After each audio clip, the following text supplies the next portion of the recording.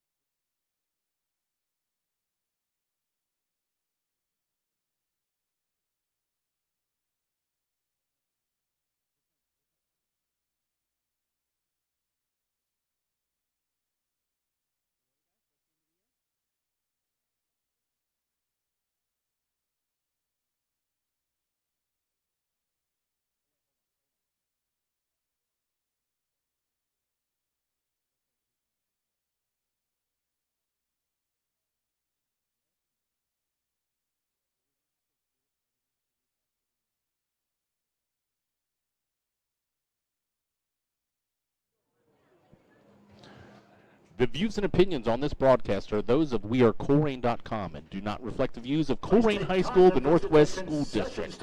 Enjoy the game. Welcome to 8801 Cheviot Road, home of the Colerain Cardinals. Welcome to another year of Colerain Cardinal varsity football action. This is Chris Simonides with wearecolerain.com, along with Brian and Brandon Wyatt and Mike Wark here in the booth. We are so excited and so blessed and honored to be bringing you another year of Colerain Cardinal football action. It has been a crazy, crazy start to the season. We all know why, and we won't get into all the reasons as to why COVID-19 has wreaked havoc on everybody's lives, but we're very excited to be here at the Cage at Cardinal Stadium here at Colerain High School, getting ready to kick off the 2020 abbreviated season between the Colerain Cardinals and the Lakota West Firebirds. And Brian, Brandon, before we get into any of the details of the game, obviously, what are your thoughts in regards to how awesome it is to be here tonight, given all the possibilities that could have played out over the course of the past month? It is a strange feeling here with just direct parents of the players, of the cheerleaders, of the band.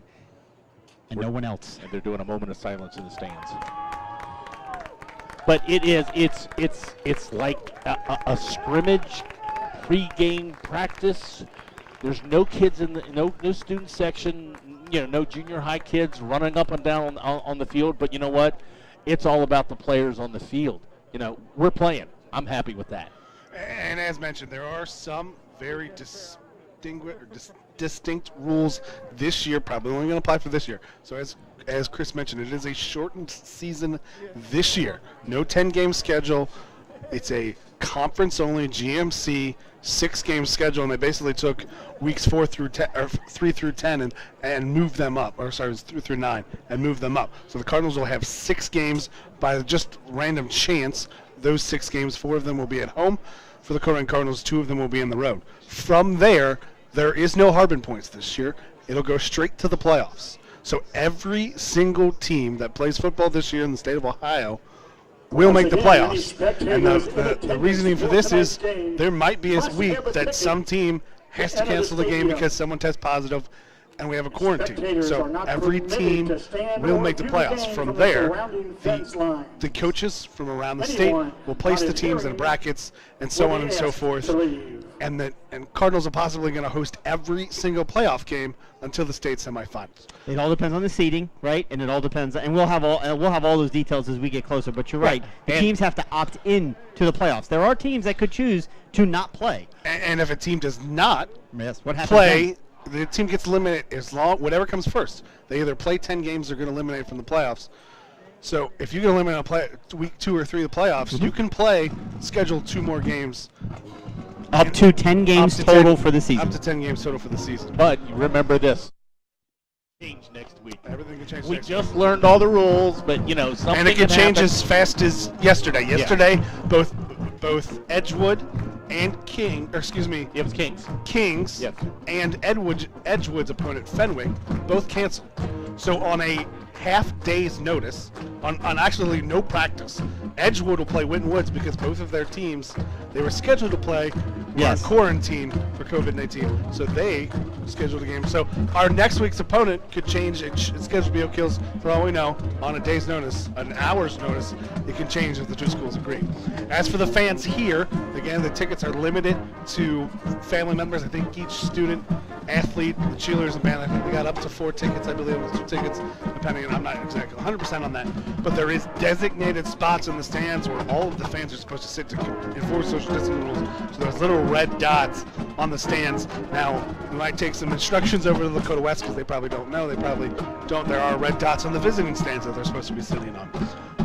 I was under the impression there was no press box, but no concession stand.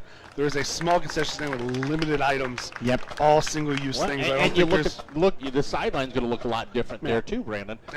We're only allowed 60 players on the sideline. They have to be spaced, and there are dots along the sidelines. Instead of being to the 30-yard line as the coaches' boxes, the players go all the way down, I believe, to the 10-yard line. That's correct. So, and if a player is on the sidelines, they either have to have a mask or their helmet on. So it'll be a little different on the sidelines as well. We'll get playing in the national anthem.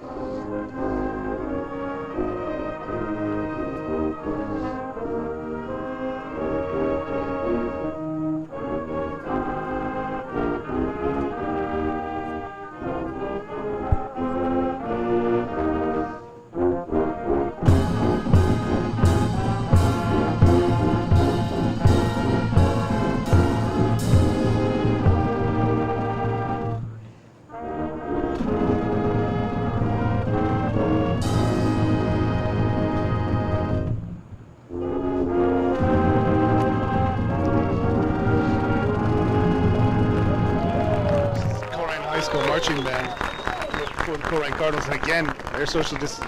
Lakota West was allowed to bring their cheerleaders. They will not bring their band tonight.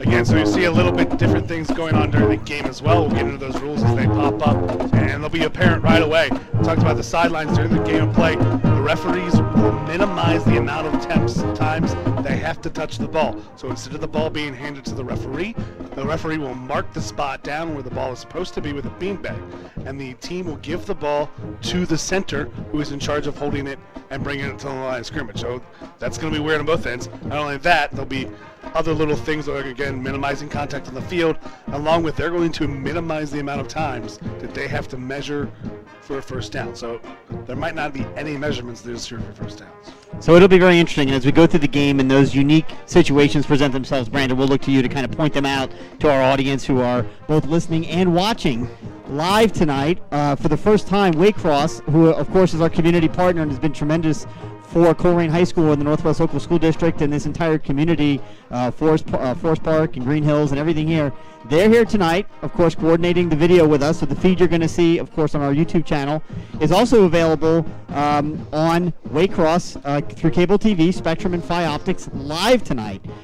So we're very excited about that. It's the first time they've been able to do that, and that's because the Ohio High School Athletic Association has released restrictions this year only, again, for schools to be able to show live video of the games, again, because of the COVID pandemic. They recognize that not nearly enough fans that want to be able to see high school football in Ohio are going to be able to. So we hope to be able to bring you live video action every week of the school year, as we've always done for the home games.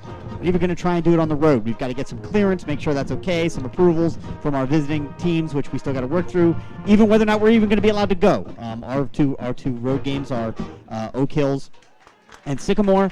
We got to work that out. We may or may not be able to go. But let's talk about tonight. because there's all kinds of people watching tonight, and why not, right? It's a GMC matchup in Week 1, which is a little strange, right? This was supposed to be the Wayne Warriors. We should have seen in Week 1, and then we had, St. X would have been Week 2. We're not playing either one of those two teams. So first year, and I don't know how long, we haven't played St. X, but we're not going to play them the regular season. We just jump right into the GMC schedule, and who comes a-calling in Week 1 of our GMC schedule but an old friend, if you will. Someone whom we haven't seen in over a year, but a fellow who only brought 12 consecutive GMC championships to this school, someone who only holds most of the quarterbacking records here at this school, and someone whose name brings strong emotions one way or the other, and that's Tom Bolden, who is returning to Colerain for the very first time with his Lakota West Firebirds after leaving Colerain at the end of the 2018 season after taking our Cardinals to the state title game where we lost 24-10 to St. Ed's. But he's gone on to Lakota West. Last year they went 7-4. He's looking to continue to improve that program. Everyone knows that Lakota West is kind of a powder keg ready to go off. They've got incredible talent. They've got multiple Ohio State recruits on the team right now. And they've got 2 years of the Bolden system. And now, they've got 1 year. They're going into their second year of the Bolden system now. You're right. So this is a big deal. And if, again, we'll talk about this before when we talk about hammering booster donations, and you guys are going to hear it a lot tonight. But what we need to do first is we need to do our Waycross intro. So we're going to jump into that because those guys are going live.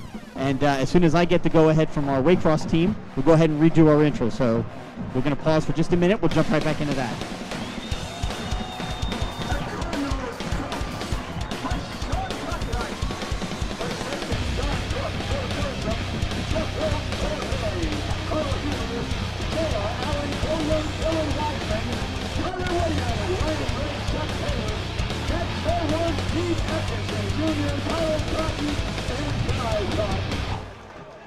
And the Firebirds, coached by Tom Bolden.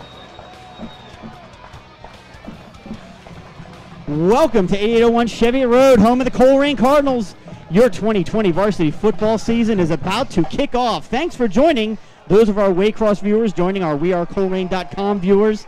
It is another planned exciting year, although a very different one for our Colerain Cardinals here at Colerain High School. This is Chris Himanitis with wearecolerain.com, along with Brian and Brandon White here in the booth, as is always the case, along with Mike Rourke, our production engineer, and the entire team at Waycross Community TV. We have got a great game for you tonight. The Colerain Cardinals, fresh off of a regional finals appearance last year, opened the season at home against the GMC opponent who we've all known before, Lakota West. We've seen them, we've played them, and we've had done exceptionally well against them, but we have not ever done is played against a former coach by the name of Tom Bolden, and we're doing that tonight for the very, very first time.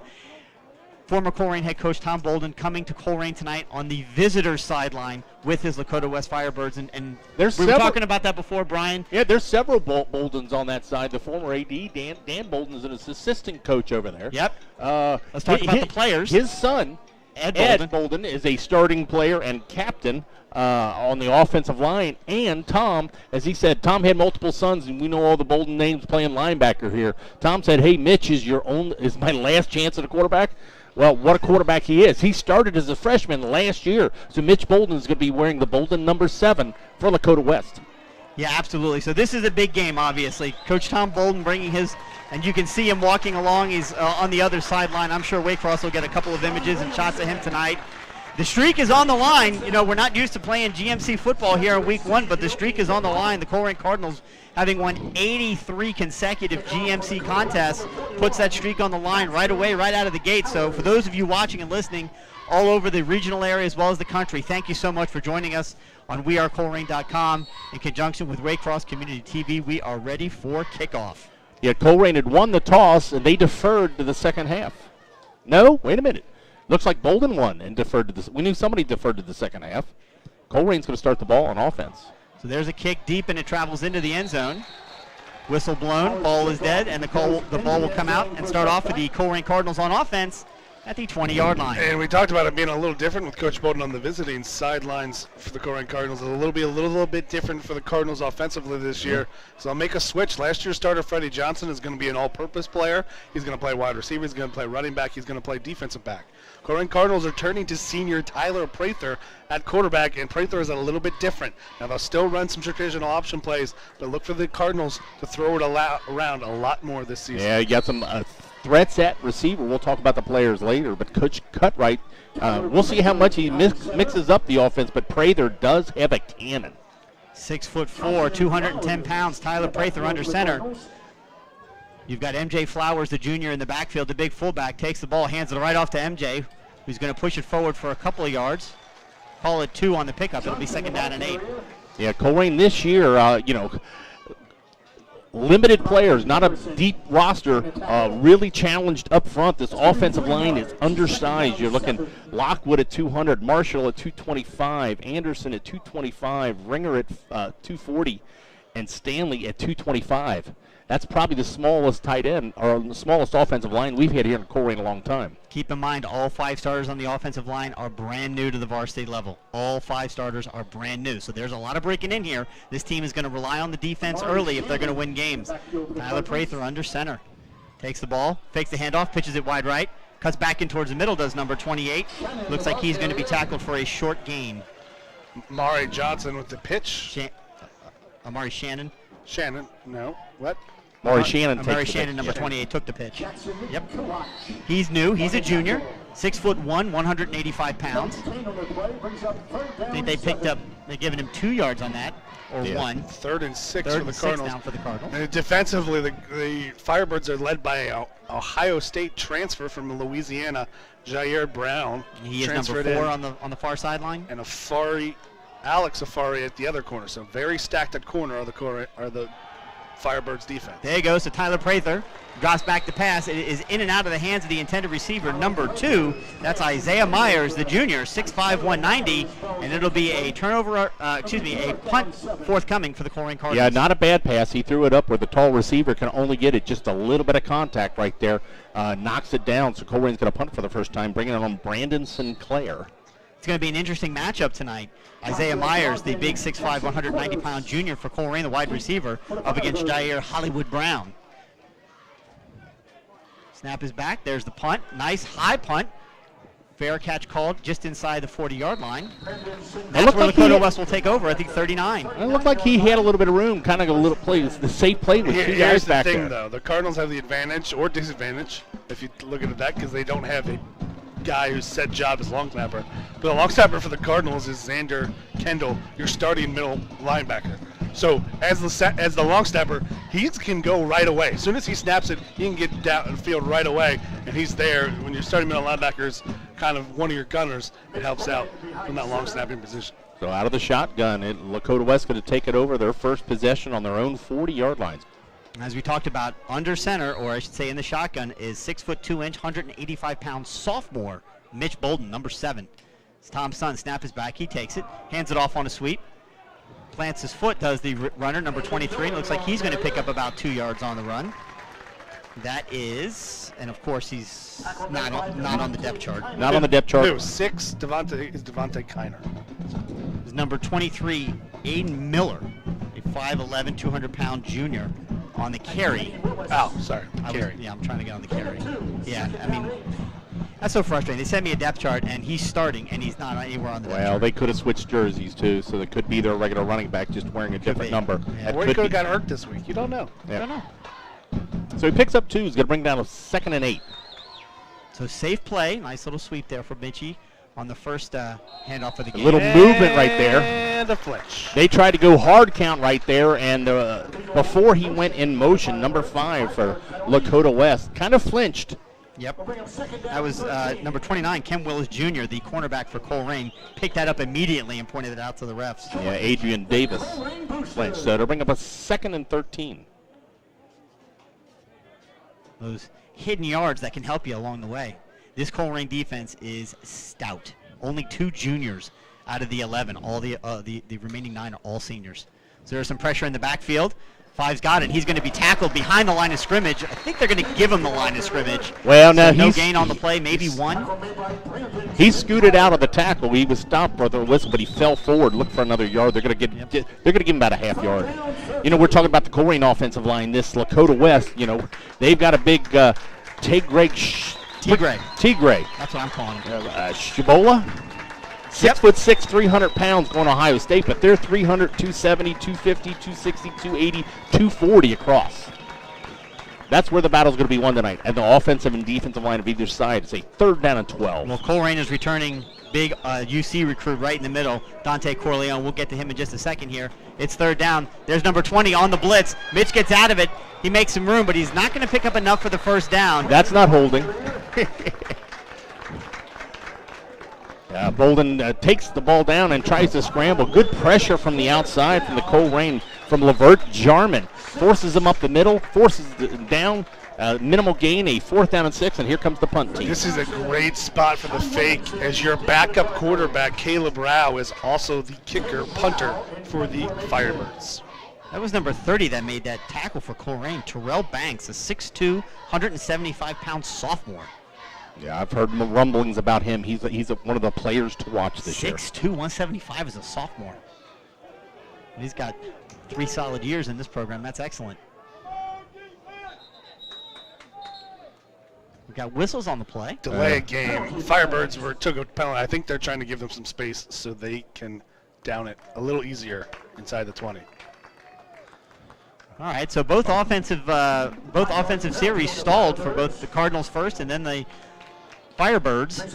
Yeah, back deep for the Colerain, setting up at their own 30. It's Sean Williamson and Freddie Johnson. It's going to be really interesting to see Freddie transformation from starting quarterback all of last year, every game, to this hybrid role they've got him lined up for. So now he's in a punt return. Listed in the program as an athlete. Yep. There's a low kick, caught by Sean Williamson.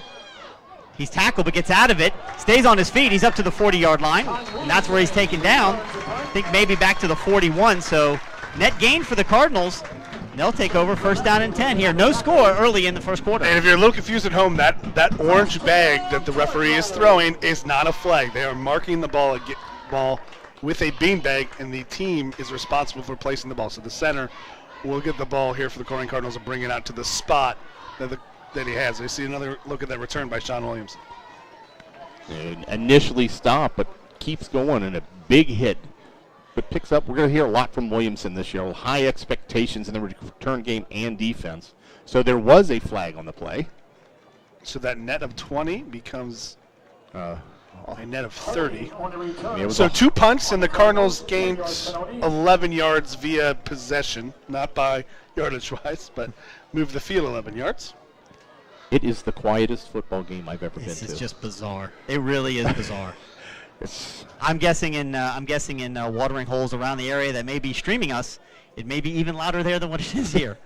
I mean, it really does have almost a scrimmage feel to it, which, by the way, both of these teams have only had one scrimmage, so I'm not surprised that the offenses are struggling a little bit here early. There's Tyler Prather under center, takes the ball, rolls to his left, keeps it himself, gets hit and gets taken down. He's going to lose yards on the play. Tyler is not the fastest guy back there, but as long as you've often said, Brian, as long as you make the right decision and you make it quickly, that's good enough. Well, he's got decent speed, but it's that quick twitch. He's not going to plant his foot and just go like we've seen lightning in our backfield. Yep. The one guy, Tyler Williams or Freddie Johnson, where it's just quick twitch, quickness. It takes him a while to get speed up. So 2nd down and 12. So 2-yard loss on that run by Tyler Prather. Again in the I formation.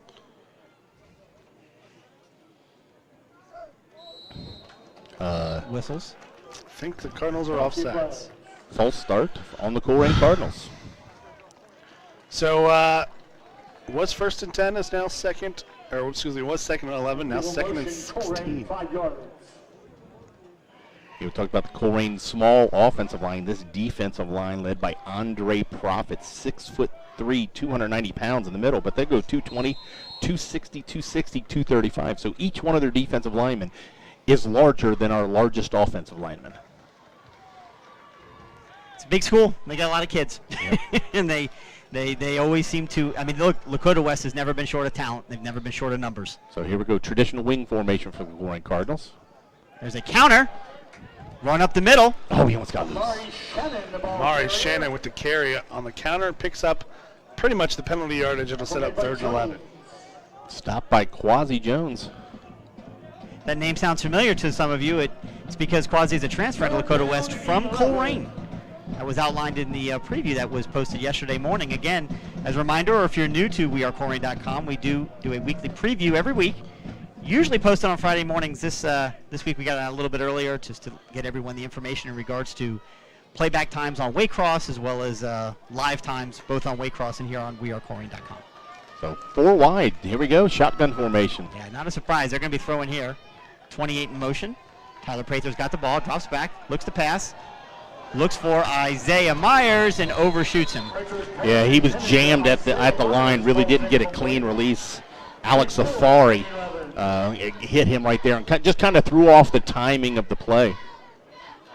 Alex Safari, brother of, I think, David Afari, right? Correct. Who's a freshman at UC this year? Miami. Miami, thank you.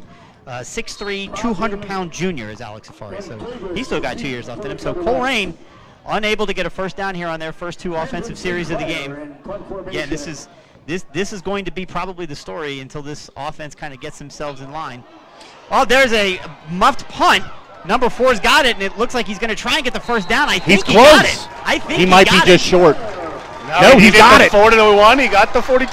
So that was not planned, but Brandon Sinclair, the punter, took the snap. Maybe we'll get a replay here on Waycross and see exactly what happened. Yeah, he was going to get it blocked, and he pulled it down, and we know he plays wide receiver and safety, a good athlete. We've had some of our best athletes at playing punter, and he picks up the first down by just a yard. Heads-up play. Brandon Sinclair. Well, it's an interesting because the Cardinals basically only have they have all of their blockers in their punt formation on one side. They just have one guy and a gunner to the left there. So there's no one defensively when Sinclair on that side. So when Sinclair sees it there, he's just got to be one man to the edge, and he successfully did so. Yeah. But that was not designed. Right? Yeah, that was Let's not be clear. Play. Yeah. That was a bad thing turned good. Yeah. But we'll take that. Okay, referee's timeout. I think again, there's going to be little things. I think they were resetting the play clock. There we go. We got a whistle. Play clock starts. Okay, first down and 10 for the Cardinals. Colerain back to the I formation. On their own 42-yard line. That is MJ Flowers and, again, Amari Shannon in the backfield. There's a pitch to Freddie Johnson, and he's going to get tackled in the backfield. Well played by I think it's number 23 for Lakota West. Aiden Miller stayed home on the counter. Yep. Heads-up play, a huge loss where it was first down and 10. Now it's second down and, what is that, almost 20? 19, 18? Second and 17. That's a 7-yard loss on that counter by Freddie Johnson. Yeah, it's interesting playing your old coach who actually ran the offense last time. How much does Coach Cutright change our offense or what we do? Coach Tyler Williams is the offensive coordinator, who grew up under Coach Bolton. So I mean, it's a look. You got to love the chess match that is football. If there's play clock going down, Prather sees it. They had trouble lining up. That's going to happen, and it's Amari Shannon's first varsity game. First varsity start. Well, and as you said earlier, this is the first game, but we only had one scrimmage this year, and it was a half. It wasn't even a full scrimmage. So both of these teams' timing is going to be off, confidence is going to be down. Sinclair kind of makes the big first play of the game, but it's going to take something to just kind of build a little confidence. A sustained drive is something, a big play on defense by either side. We'll take this time to get some shout-outs. We got at radiowearecolerain.com, or you can directly get to us in the YouTube comments on the wearecolerain.com broadcast. We've got listening from Corona, California, Lenny Lopez. Listening in from Chicago, Jim and Terry Shear. Those are our all-star listeners. Every game, every year. Donovan Owens, former Colerain Cardinal defensive lineman, listening from Tiffin. Kyle Bolden rooting for his dad and not his alma mater. So back to the I formation, 2 wide receivers to the right. But remember, if you want to get a hold of us in the booth, it's radio@wearecolerain.com. Radio@wearecolerain.com. No score here in the first quarter, just under 5 minutes to go. It is second down. Second and 17. And 17. There's a fake pitch. Tyler Prather drops back, looks to pass, throws it over the middle, and it is incomplete. Intended for number 2. He tried to go up and get his hands on it. It was a little high, covered by number 4, Jair Hollywood Brown. A little bit of background on him. Browns is the younger brother of Lonell Brown, who used to play here at Colerain for Coach Tom Bolden. And Jair Brown is a transfer from Louisiana. He's a 4-star recruit, already committed to Ohio State. And when his family decided to move back up to Ohio, instead of coming to his brother's alma mater, he decided to head to where Coach Bolden was. So that's another Ohio State recruit for Lakota West they've got, in addition to Shaloba, who is on the offensive line. And I apologize if I'm butchering that last name. 2 juniors as well. Yeah, 2 juniors as well. That's right. So we have got whistles here by the referees. So there's a bunch of issues right now with the play clock. So the play clock, they're having issues. So again, it's the first game for everyone. Yep. The play clock is having some issues. It went off, it went on, it came back on, and the Cardinals had 3 seconds to snap it. Well, and it's going to be kind of referees got to control the clock a little bit with our guys up here. On that incomplete pass, it's Colerain's responsibility to go get that ball. So they've got a little bit of discretion of when they start that play clock, because if you've got the ball 30 yards away from the center, right, who's supposed to handle the ball, it's going to take more time than a running play when he's right there. That's right. So third down and 18, 17, right around that mark. This is not where Colerain wants to be with their offense. They send the house. Tyler Prather's got it. He tucks it, and he's going to keep it. He's going to be sacked for probably a 1 or 2 yard loss, and it'll be 4th down and a country mile. Colerain will have to be punting again. Yeah, it was Jackson Kuwatch, 6'4", 220-pound senior captain, getting through the offensive line. And that's just a coverage sack. The linebacker's kind of spine over the top. He sees the roll, and when no one's there, he feels it and closes on Prather, running into a line of scrimmage. There's just no one there in that front pattern to the right. So that'll bring Sinclair, who made a big play, all for naught. He's going to be punting again, taking the ball about his own 20. Lakota West, 2 returners at the 35. You snap back to Sinclair. He's got his foot underneath it. It's a high punt. Good. Caught right at about the 34-yard line by number 5. He takes it to the sideline. Get knocked out of bounds by number 42, but not until he takes it up to about midfield. And that's where Lakota West will start off 1st and 10 here with 3:53 left to go in the opening quarter. No score. Colerain, Lakota West. Lakota West is the first. Did he cross the 50? First team to take it in the other team's side of the field. I don't know. I can't see where the orange marker is. Yep. They're going to spot it at the Colerain 48-yard line. So Lakota West starting with their best field position of the game. They're marking it right at midfield. All right. See. But Colerain's got to this year. Don't look at the sideline. Look where the little orange flag is being put. Beanbag, whatever it is. So right at the 50. It's Josh Brogan in it, running back. Again, Mitch Bolden in the shotgun. Takes the ball, hands it off to number 3 in the backfield. He's going to pick up positive yards, take it into Colerain territory, pick up 4, maybe 5 on the play. It'll be 2nd down. Yeah, nice penetration by the Colerain defense, but he showed good patience to get outside. Xander Kendall on the tackle. Yeah, the Cardinals were there at the initial attack. It just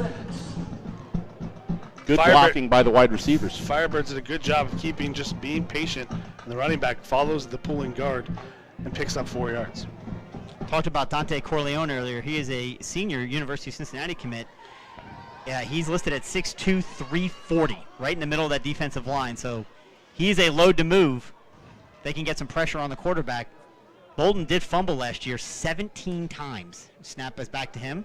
Hands it off once again to 23, and that There's just took Corleone way too right there. much long. Yeah, Corleone just called his name.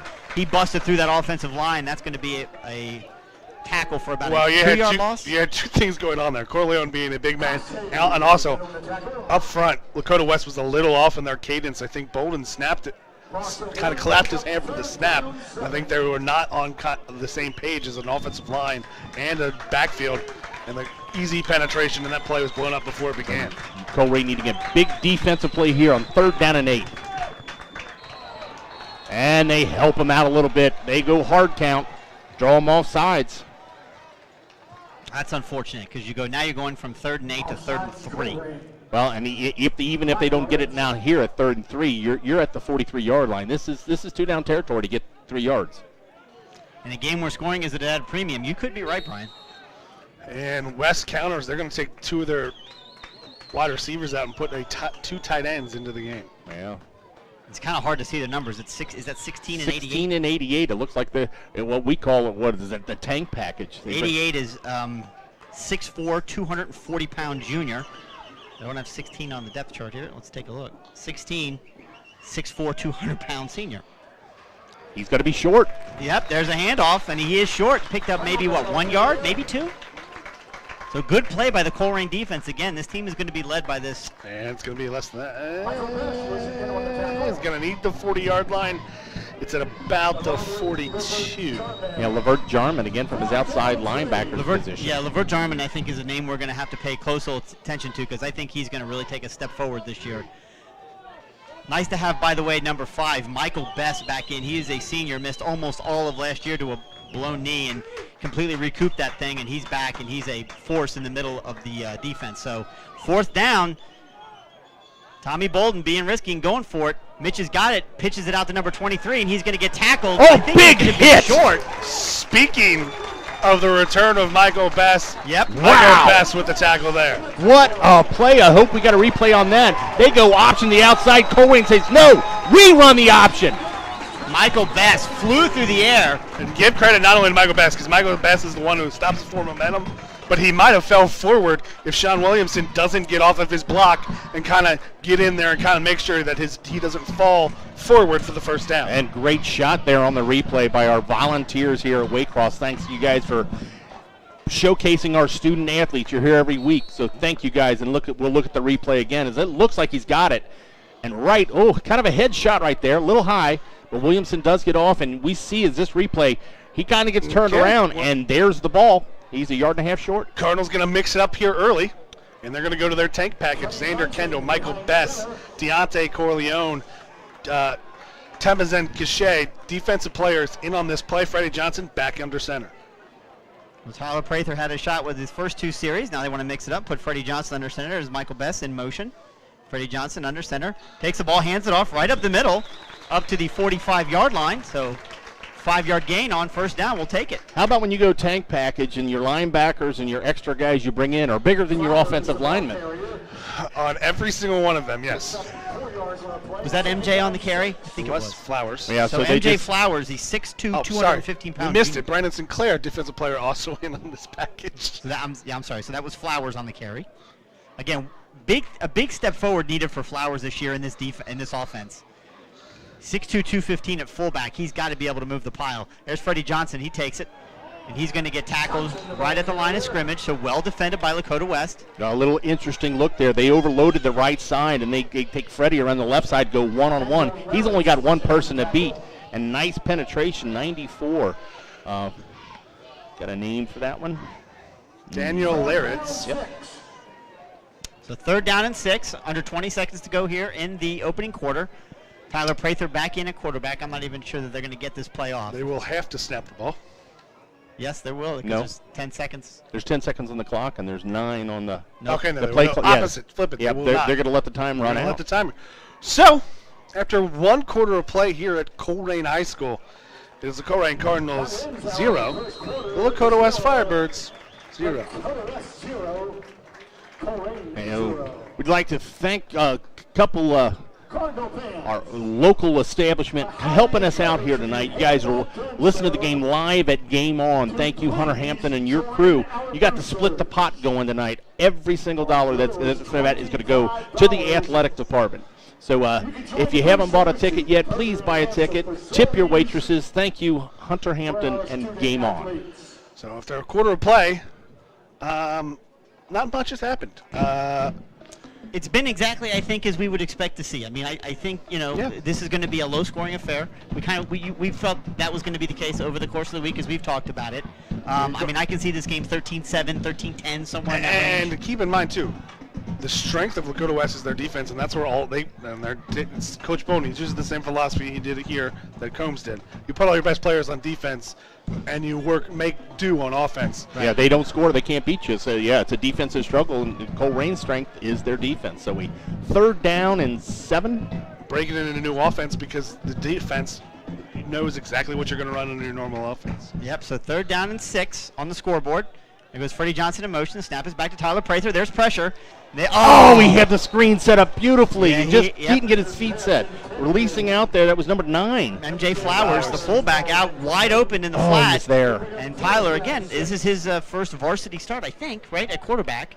Well, and we don't. The screen without a lot of practice is tough to run. I mean, his timing between your offensive line or chipping the defensive line, but they're letting him through. The defensive backs chase the wide receiver. There was nobody there. Yeah. Great play call. You just got to execute when it's there. Yep.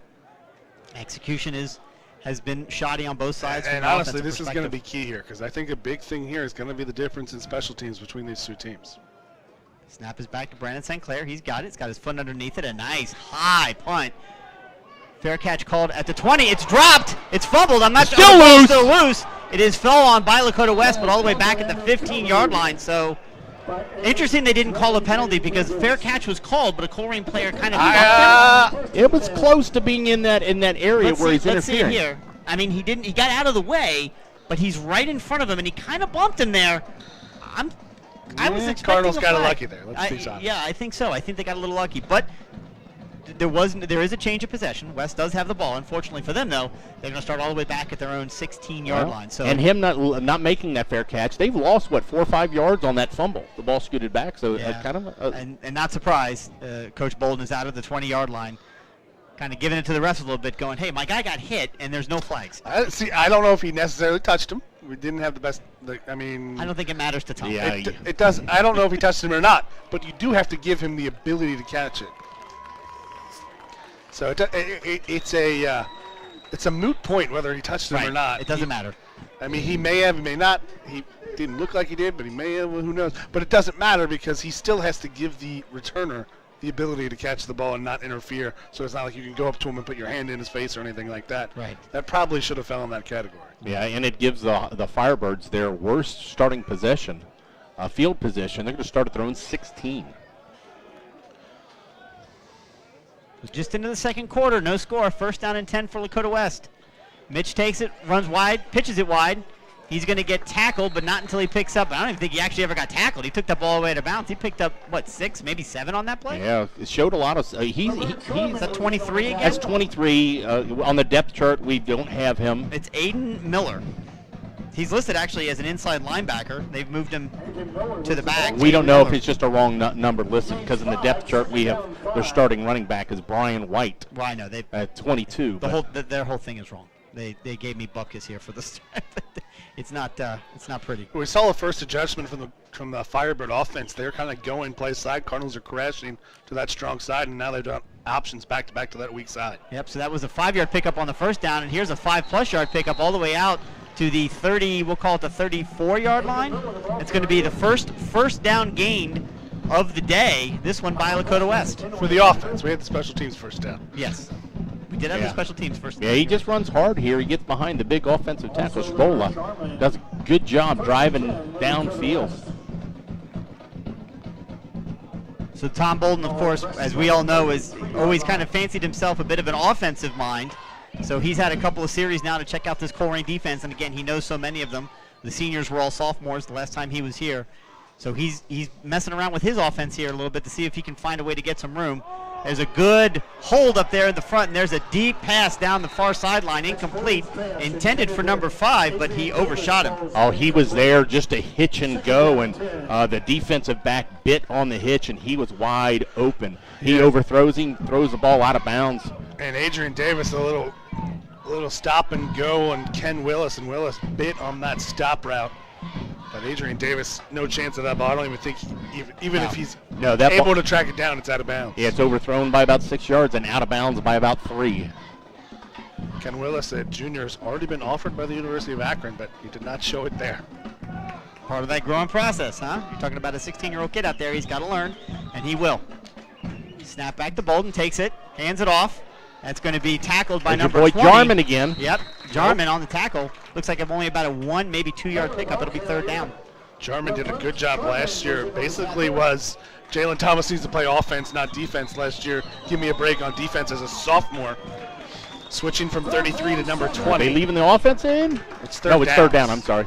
They're going to try. They're going to try for it on third down. We'll see what happens. A little confusion though right now, substitution-wise. And they still got 15 seconds left on the play clock. They are still moving guys in and out, though. There we go. Still 10 seconds left. Plenty of time in the shotgun.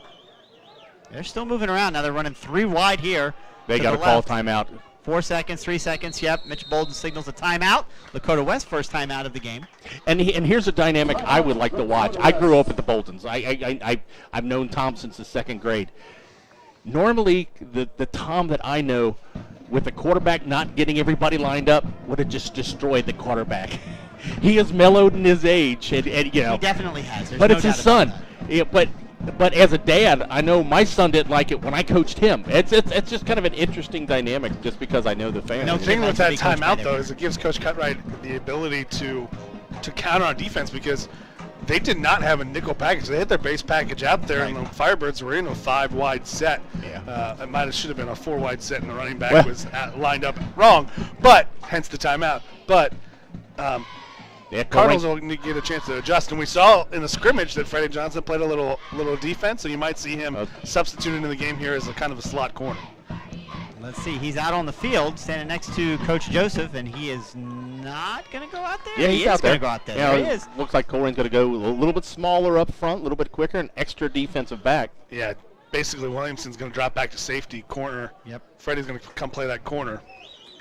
So you've got Willis and Freddie on corners, and you've got Williamson and Sinclair in the middle. Mike Best is going to drop from his linebacker position down to the D line. Yep. And there's number 30 again, Terrell Banks, that 6'2", 175-pound sophomore is in there on the edge. So here we go, 3rd down and 7. Big defensive stand for the Colerain Cardinals. Let's see if they can make it. There's a deep pass, and again, long overshot. Beat his man did number, I think it was 23 once again, but it is incomplete, so it'll be 4th down and 7. And it's a good idea. When they counter with that sort of a dime package, you want to isolate the linebacker and the wide receiver, or the guy you want to throw to. They put the running back, set him in motion as that slot receiver to draw out Kendall man-to-man, and just ran a wheel right against him. But Kendall did a good enough job of slowing him down at the line of scrimmage, and Bolden overthrows him. You think Mitch is a little pumped up? I mean, he spent his entire career before last year in the Colerain system, right? Grew up through Colerain Elementary, went to Colerain Middle. He's a Firebird now. All that's behind him. There's a snap back and the punt. A little bit of pressure by the Colerain Cardinals on defense. It's a high punt, fair catch called, and it is caught. That is Freddie Johnson. I tell you what, I love Freddie Johnson on punt returns. I really do. Not necessarily because I think he's going to break a whole lot, but I feel very confident in his ability to catch the ball and secure it. Not that that's been an issue for us. It hasn't. I don't want to paint a picture that it's been an issue. It hasn't, but I feel good about him back there catching the ball. And what we saw right there, that punt was high enough. He had guys standing right in front of him. Yeah, you're not going to run anywhere else. So, yeah, it's maybe a little bit more composed being the starting quarterback last year. Right. But we know, give him a chance to run. He's dynamic. He can move. There's no doubt about it. He can scoot. So we'll see what happens on here. This series? Well, Tyler's out there. And so is Freddie. Yep. Freddie will be back in the backfield. We got to make a substitution, I guess. Here's the chance, if I was the Colerain Cardinals, you see this, the Mr. Ohio State commit, Jair Brown. This is the big for Brown to come out. He has to check out. He has an equipment issue. Of course, I don't think Alex Afari, who has offers from UC and Miami at the other corner, is going to just roll over it. So the strength, he says, Colerain wants to start throwing the ball finally this year, and then the first team they play is the team arguably with the best secondary besides ourselves in the city. And besides LaSalle. Besides LaSalle, who has theirs is ridiculous. 6 Big Ten recruits. All right, 1st down and 10. There's a handoff. We've got a breakaway. That's MJ Flowers takes it. I think it was MJ. It is. Okay, great. Took it up to the 36-yard line. 37, I think they're going to mark it. So 6-yard pickup for MJ Flowers on 1st down. Colerain has had decent job on 1st down. And 2nd down, they've kind of made mistakes and some penalties and kind of set up a long 3rd down. Let's see what they can do here with a 2nd down and 4. MJ Flowers, of course, started last year at fullback, played about 4 or 5 games, and then kind of came out when Jalen Thomas stepped in and really diversified that offense. Well, he was a sophomore. He's only a sophomore, right? This year as a junior. And he had some fumbling issues last year. There's a spin and a handoff once again to Flowers. He takes it, lowers his helmet, and picks up the 1st down.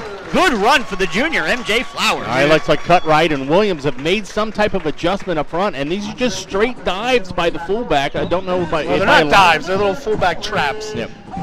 And they've noticed that the Firebirds are jumping there what normally would be the read, and they're like, just take advantage. And we saw it for a 1st down for the Firebirds when they ran a trap. You let the over-aggressive defense overplay, you seal them off, and it gives you the outside. So 9:10 to go here in the first half. Still no score between Lakota West and Colerain.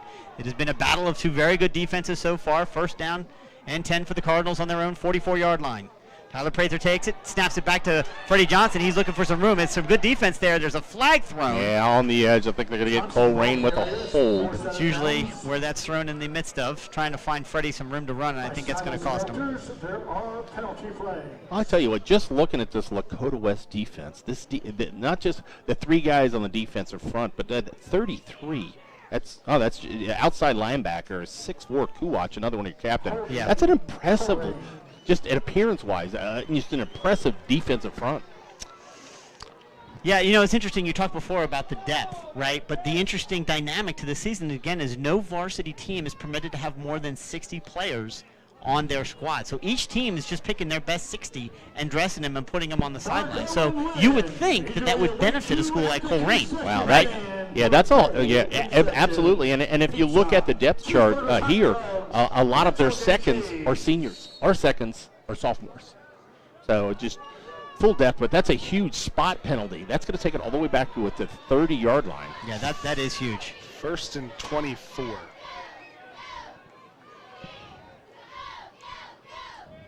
Freddie Johnson in motion. There's the counter once again. Amari Shannon's got it. He's going to pick up about 3 yards on the play. Well defensed by Lakota West. Yeah, Squazzy Jones stays home on the counter.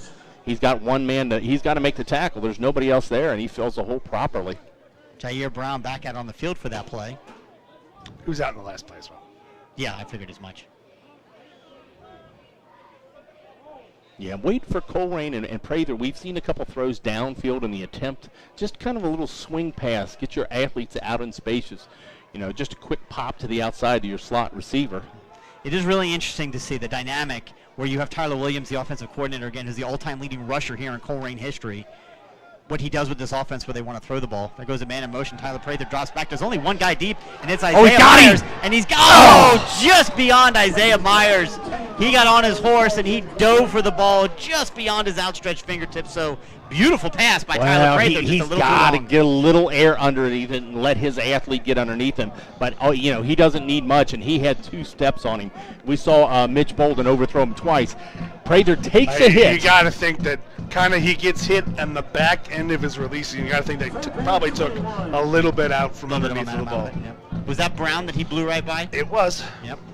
Isaiah Myers, again, big boy. I mean, talk amongst some of the coaches and some of the players is that he's probably going to be an incredibly highly recruited player, even as a receiver in this offense, before it's all said and done. And again, he's only a junior. But again, we see a little issue this year, and the teams are going to have to adjust. You throw a deep pass, you're at the discretion of the referees, and Cardinals not ready. The play clock running down. Yeah. You got to get back.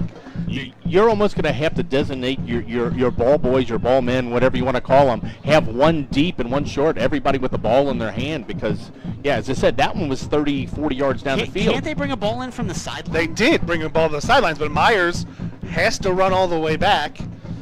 They have to get the ball back to him, so it's something that all teams have got to adjust to.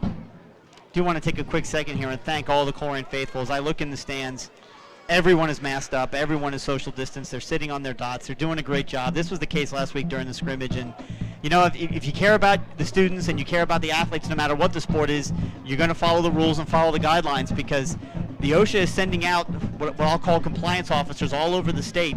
And they're kind of unmarked, right? You don't really know who they are. And they're checking to make sure that things are being done right. And if they're not, you can get shut down. I mean, that's not their intent. Their intent is to educate and correct, but thanks to all the Colerain fans here who are doing exactly what they need to do to make the Colerain Cardinal season possible. Comes out of the timeout, and they're questioning where to line up. They still got 9 seconds. Play.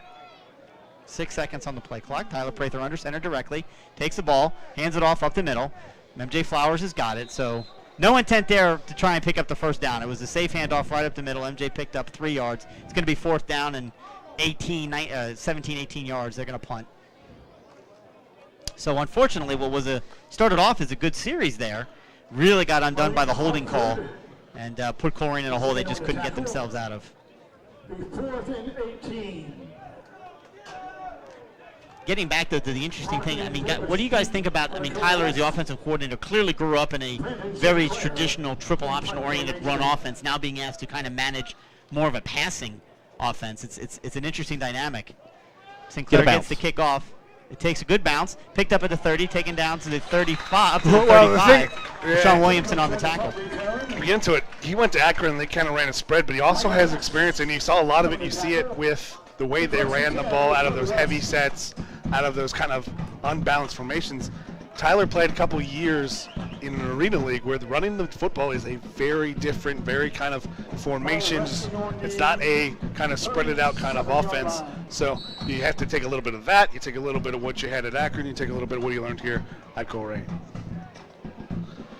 So Lakota West with 6 minutes, 59 seconds left till halftime. Speaking of halftime, another adjustment on a halftime. Maybe after this first play, you can let our listeners know, Brandon, what halftime's going to kind of look like. We kind of saw a preview of it before the game, as Lakota West was not in the locker room. They were actually over on the practice field. We'll talk about halftime here in just a minute. There's a snap back to Bolden. He takes it, hands it off once again to number 22. He's shifty. He's got through the backfield, and ran a long way, but he picked up about 4, maybe 5 yards on that play. Yeah, we're going to have a substitution with the Colerain. Let's see. That was Brian White, the 5'10", 180-pound senior. One of the Colerain players' helmet came off, so they got two substitution. Mike Bess's his foot came shoe off. came off. Right. So it's a pickup of 5. It'll be 2nd and 5. And the thing about it, the guy who just went in for Cachet's helmet is the same guy who was asked to go in for Bess's shoe. So another person came in to play D-line. Bolden drops back, looks the path, throws it deep down the field. It's being tracked, and it is incomplete. Great coverage out on the side by Kenny Willis Jr.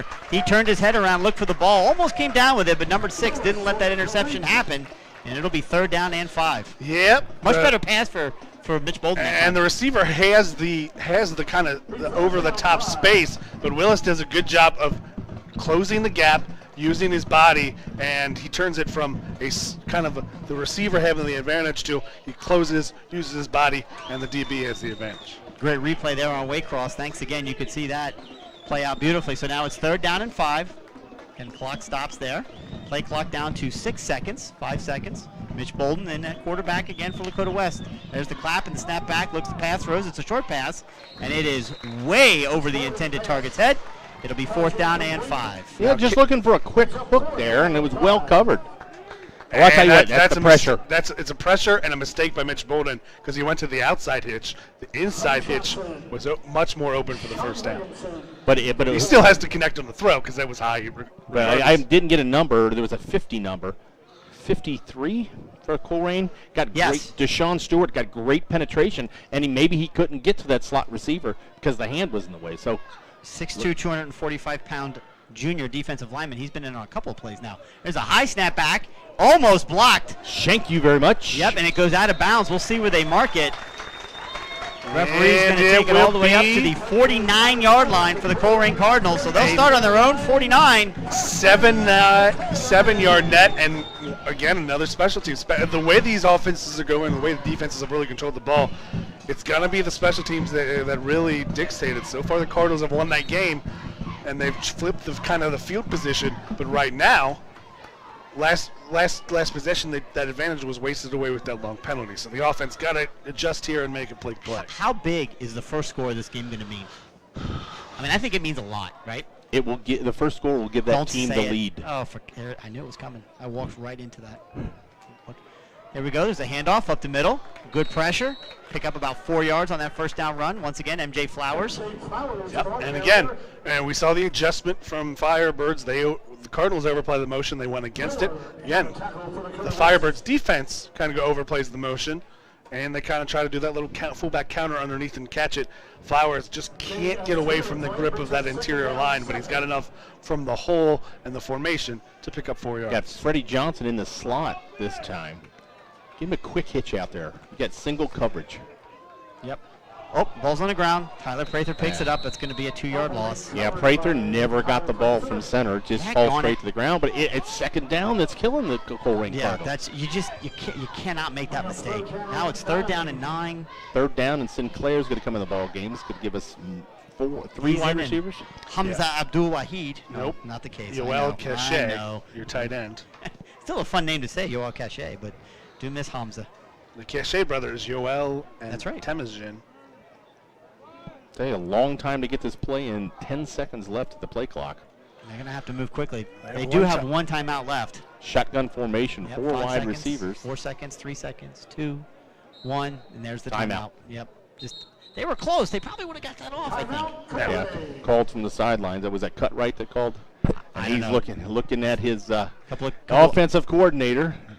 and Tyler's Pick up the tempo. spinning his guys. hands like, come on, let's get a sense of urgency. Come on, we got to I go. think this is kind of It's that play in particular. I think you can see. Obviously, Colerain, I think, is a little bit drained because you have a lot of players going both ways. I think that's a little bit obvious. It's just the second quarter, but the Cardinals are playing 1.5 platoon football, where the Firebirds are playing 2 platoon football. The other thing, I think this drive, just that one play alone, where we forced a timeout, it's very evident that this is a different year in terms of there's no sense of urgency because look around you. The atmosphere is not your typical Friday night, and I think that was kind of evident there, where there is no that crowd feeding you. There is no that energy from the crowd to play off. You're just kind of going through the motions right now on both sides of the. We'll try and get a couple of post-game interviews with some of the players and ask them that very question. That's a great call out, Brian. Brandon, sorry. so Praith is going to go in this shotgun. Issue with the play clock. 61 seconds left on the play clock. That's fine by me. Give them all the time they need. They haven't. All right, there we go. Now we've got the play So clock. it Now looks it's like, at 23 seconds. but we might. They're going to take off the play clock and they're going to keep it on the field now. I don't understand what is so common. The play clock we run into Well, almost it's- every stadium we're in, it seems to be an issue. it's- I don't know what the big deal is. It's very cold outside, and that affects the wiring. It's I don't even- it's I preseason totally- for everybody. You've got volunteers This pushing happens in buttons. weeks like 6. I mean, it Right. happens all the time. But you're not talking about professional statisticians and professional Or announcers tech for that force. case, right? Exactly. And it's actually very hot and humid. Third but- down and 9. No, I think we all know that. Third down and 9. Tyler Prather drops, rolls to his right, looks at pass, throws it, and it is intended for Freddie Johnson. He just couldn't quite get around to catch it, and unfortunately it falls incomplete. So Throwing on the run, I don't know if there was just a mix-up in the pattern. He just needed to get past the 39, and if he just kind of runs into that area and turns and hooks, he's still running down the field on a fly route, and he throws behind him. So But, much, hey, so I'll tell you much what. learning that normally happens in the preseason with 2 scrimmages and sometimes a 7-on-7. 7-on-7. Right, and almost none of that happened for Colerain. Yeah. Almost Or nothing. no happened. one. For no team. For no one, right. But specifically for Colerain, who's moving clearly to an offense where they want to throw the ball more than they have in the past. So here comes Sinclair again. Had a little trouble with the snap, a little slow. This time's a little bit better. Well, it was a very good snap. Low line drive, caught at the 15-yard line. Good initial hit by number 3. Sean Williamson kind of tripped up number 5 a little bit. He did take it out to the 25, and that'll be where Lakota West takes over with 4:42 left to go in the opening half. Let's take a second here, and Brandon, let's talk what's going to happen in halftime. I know the halftime. Oh, you don't know. I don't know either. So here's what's going to happen, right? The halftime's going to get shortened. It normally is. Okay, I knew that. I thought you were talking about there's something no. special. No, The no. halftime will be just 10 minutes. Right. Both teams will not go to their locker rooms. They'll Right. just go, like it's a JV game, they'll just go to either end zone. That's exactly right. So again, it's going to have a very scrimmage feel to it. So But point I being, think don't that- step away from halftime for too long because we'll be back. But I pretty think the quickly. teams, you say 10 minutes, but I believe the teams have their discretion of how long that's going to be. 15 in motion. Mitch Bolden takes it, fakes the pitch, keeps it himself, and Mike Best hits him and takes his helmet right off. Oh, they're going to call that a face mask, I believe.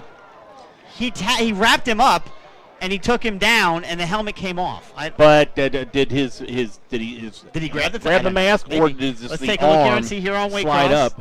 I mean, he's got him wrapped. We're not going to be able to see 22. So he's fly. got his hands together, and his hands pull His up the hands back come of the up and helmet. take the helmet off.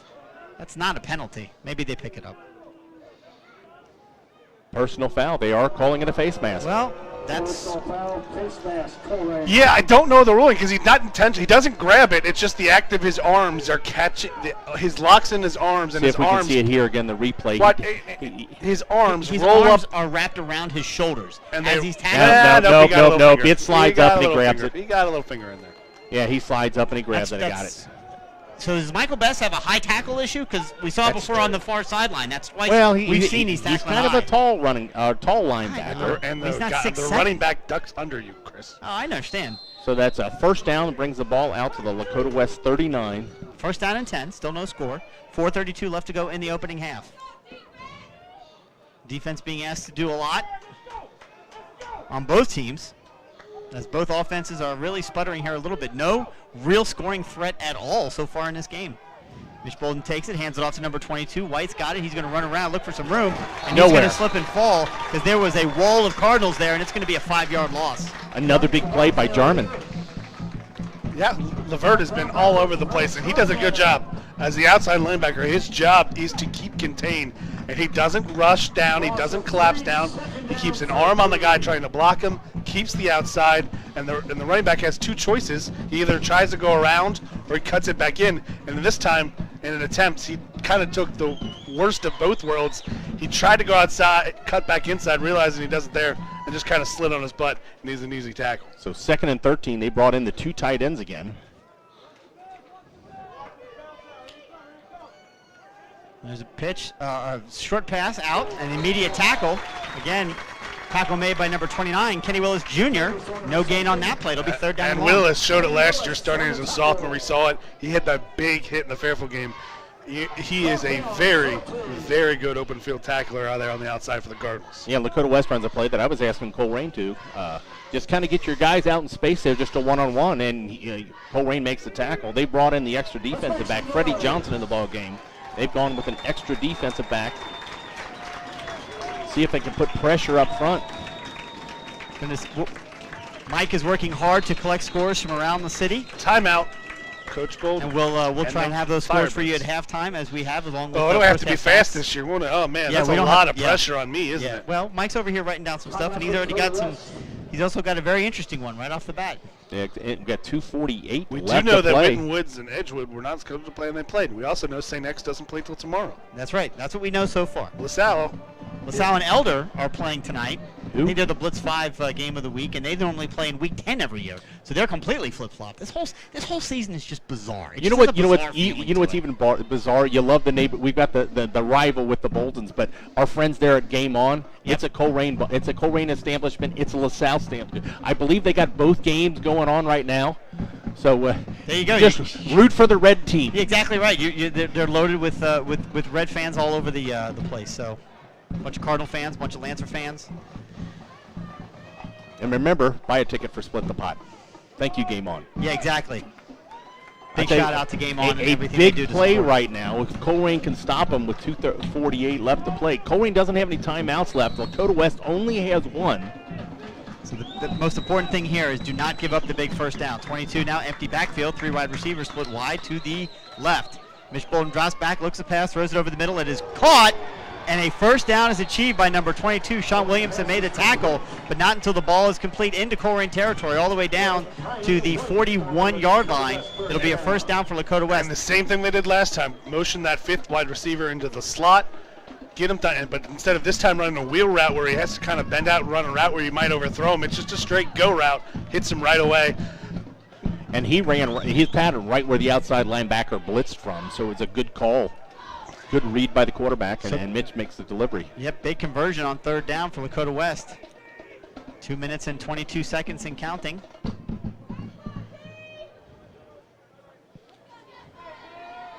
All right. Bolden's got it. It was a high snap. Drops back, looks the pass, throws it deep down the field.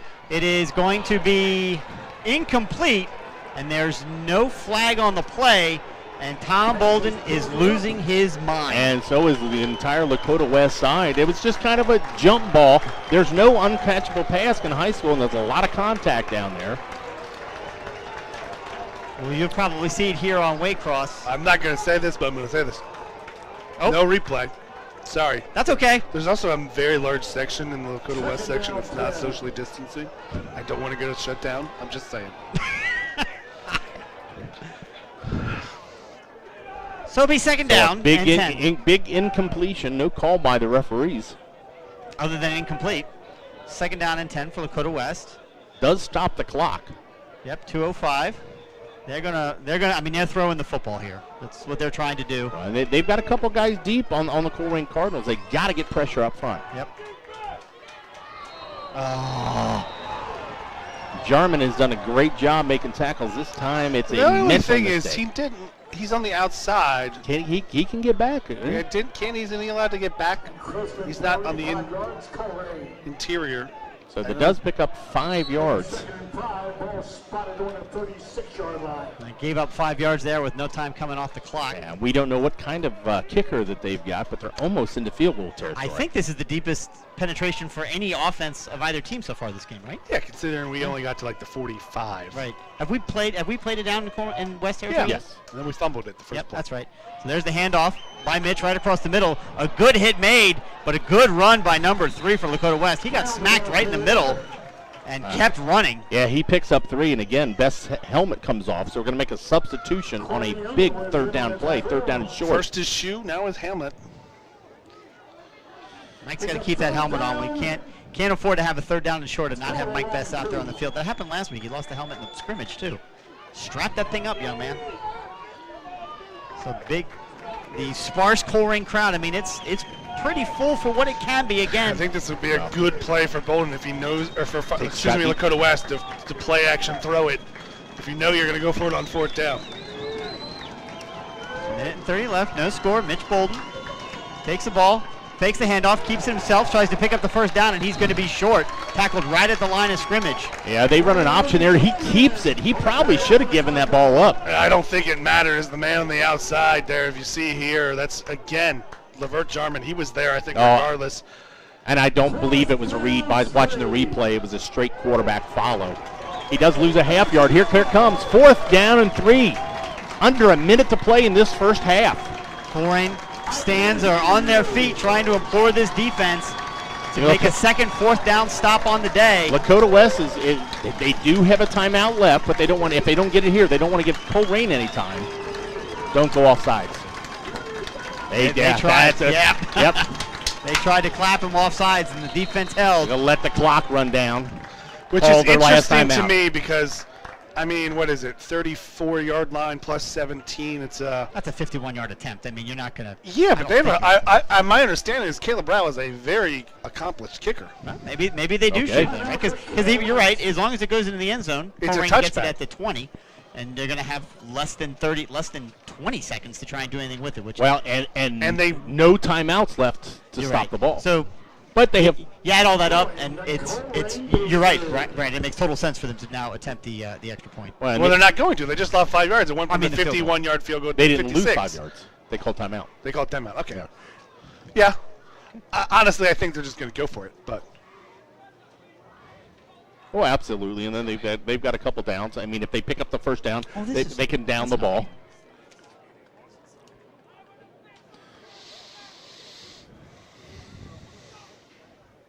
So 39 seconds left. I didn't even put that one on here. Till halftime. Titanic defensive struggle. It's naught to naught.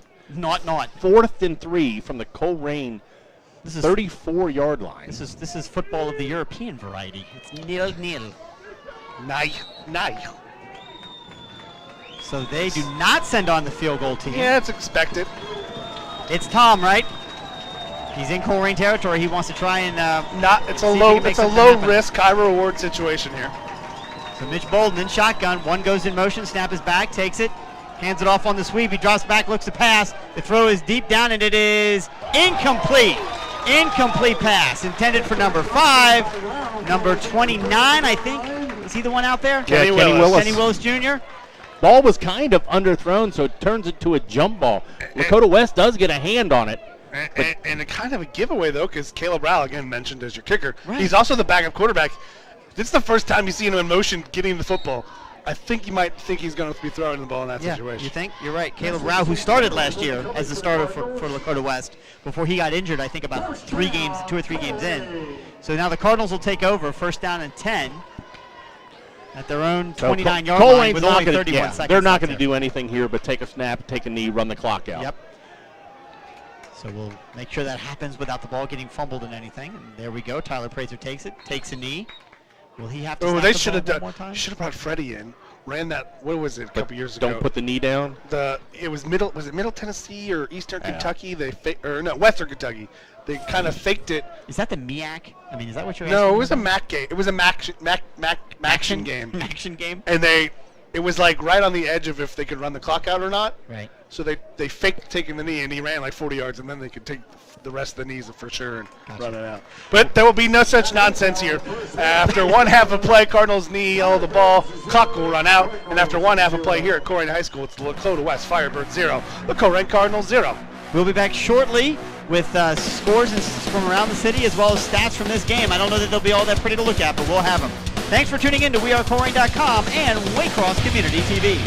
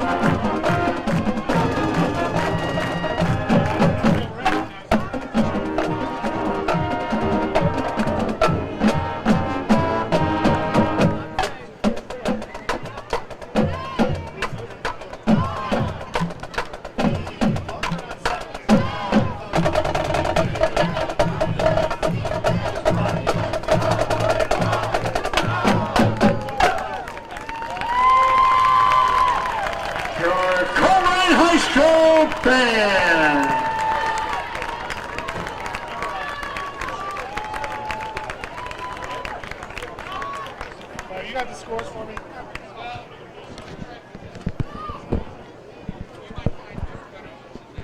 Your pen.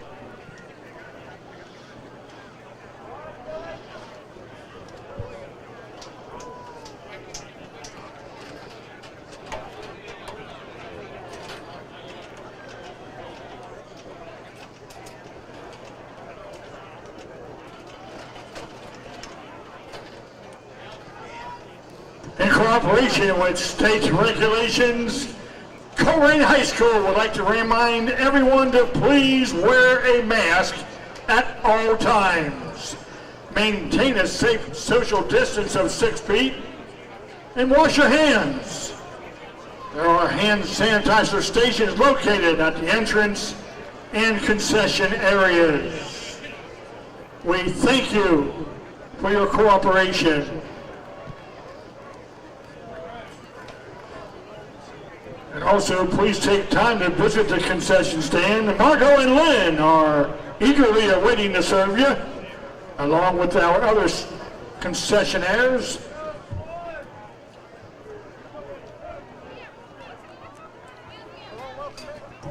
And they also got mozzarella sticks, along with pretzels and cheese. And that is sure to please.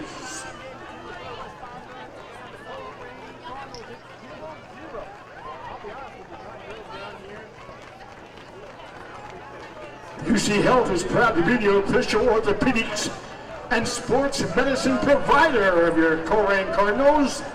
The doctors of UC Health Orthopedics and Sports Medicine provide award-winning care in order to keep the Cardinals at the top of their game. They can do the same for you.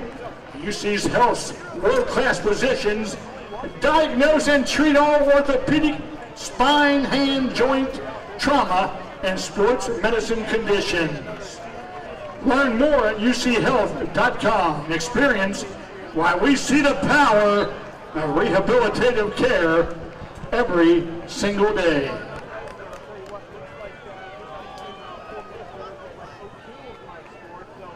NovaCare Rehabilitation, the leader in physical therapy and athletic training, is the exclusive athletic training and physical therapy provider to Colerain High School and over 27 area high schools, middle schools, colleges, and professional teams.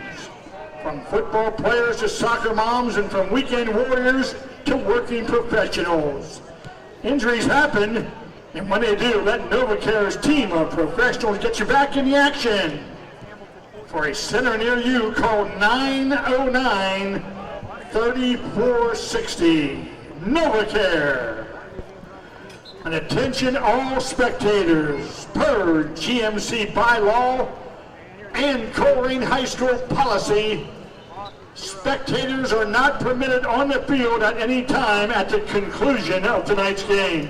And we're back to some halftime scores scores and no stats. for your understanding. Oh, no, we do have some stats. I wasn't going to say the Cooperation stats. with There's state a lot of things going wrong. regulations Yeah, during there's this not many to talk COVID-19 about time. in the stats, but go give us some Colerain High scores. School would like Scores to around remind in the everyone to please GMC. not congregate in the stands, walkways, or parking lots at the conclusion of tonight's game.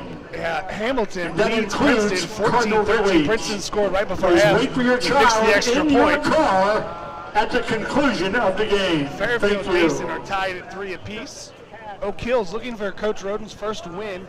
They lead Milford 17-14 in Lakota East, 17-7 over Sycamore. In the GCL, Moeller trails Bishop Hartley 10-0 at halftime. And elsewhere, Elder with a big surprise. They jumped out 14-0 over LaSalle. LaSalle climbed back, but before half, Elder scores. Elder leads LaSalle 21-14 at half. Elsewhere, the one score I did pick up, St. Edwards was beating Maslin Washington 7-3, but then 2 touchdowns. Maslin has a wide receiver going to Ohio State. He has since had 2 long touchdowns. Maslin leads St. Ed's 17-7 at halftime. That's all the scores I got. All right, we'll briefly look at these stats. They're going to come out of halftime pretty quick. Really not much stats to look at. Both teams with only 2 first downs. Colerain has rushed the ball 14 times for 38 yards. West for 14 carries for 38 yards. Colerain 16 times for 34 yards. Passing yards, 23 for West. Colerain yet to complete a pass. That's it. That's your offensive stats. Not much going on there. Defensively, Jarman Levert leading Colerain with 6 tackles, 2.5 of them for loss. Apologize for this. We're stat guys are out of it, so they're emailing me stuff as we talk. The individual stats, MJ Flowers for Colerain, 6 carries, 27 yards for a long of 7. For Lakota West, Adam Miller, 5 carries, 19 yards. We're about ready to go start this second half. As we saw, Lakota West had won the toss. They deferred to the second half. They're going to be starting the ball on offense. Quick update. LaSalle, quarterback, makes a spin move, gets out of the sack, hits a receiver for a touchdown. They score with just 20 seconds left in the half, and they go to halftime tied 21-21 with South. I think the story to be told from those stats, Brian, and thanks for getting those via phone. There are no stats. It's ugly. It's ugly. Both teams with less than 40 yards total offense. I mean, that's just. I mean, Okay, you about expect 6-0 offenses here to in the struggle second half. a little bit more in the beginning part of the year. They are both living on the struggle bus right now. Well, I mean, they are just give it up to the two defenses. Both these Right. coaches have the same philosophy. Cartwright and Cutright and Bolden. They both put all their athletes and rely on the defense, and we've seen that from both teams. So Colerain got kicked off for the first time. So there's a low line drive kick, and that's going to go right out of bounds. I'm not sure. Can't imagine that was the plan, but Lakota West will start off with the ball on the 35-yard line. The way these offenses are going, the only Lakota West takes possession, first and 10. special teams. So maybe it wasn't a purpose. Don't even let them have a big special teams, but Maybe. I believe we might have a number change. It's 45, your kicker. We got a list in the program. I believe the kicker got a list as 85. That's Jaden Pinchney, the soccer player. But, I mean, starting field positions to 35 is pretty much where a lot of the possessions have started this year, or this week. So we see what type of adjustments either one of these coaches have made. And so once again, that's Aiden Miller lined up right next to Mitch Bolden in the backfield. He saw a lot of carries in the first half. Mitch Bolden with the clap, takes a snap, fakes the handoff, keeps himself. He's met after a short 2-yard pickup. you know what I've been really surprised from Lakota West, and maybe they're holding on to it. You have two Division I players that are athletes in Brown and Afar. Kase was in on the We have not tackle. seen either one, I think, really on the offensive side of the ball. I know you have your guys either way on either side, but you got a guy that's going to Ohio State. 3-yard He's got pickup, second down, 8. Well, anything to We go haven't seen him offensively. play, but when his brother was here at Colerain, we saw a big interception he made and a Against huge Elder? play, and one of the fastest guys. So with that type of genetics, I'm sure Brown can run too. No question. Look at Jordan. He is bouncing on the sideline, ready to go.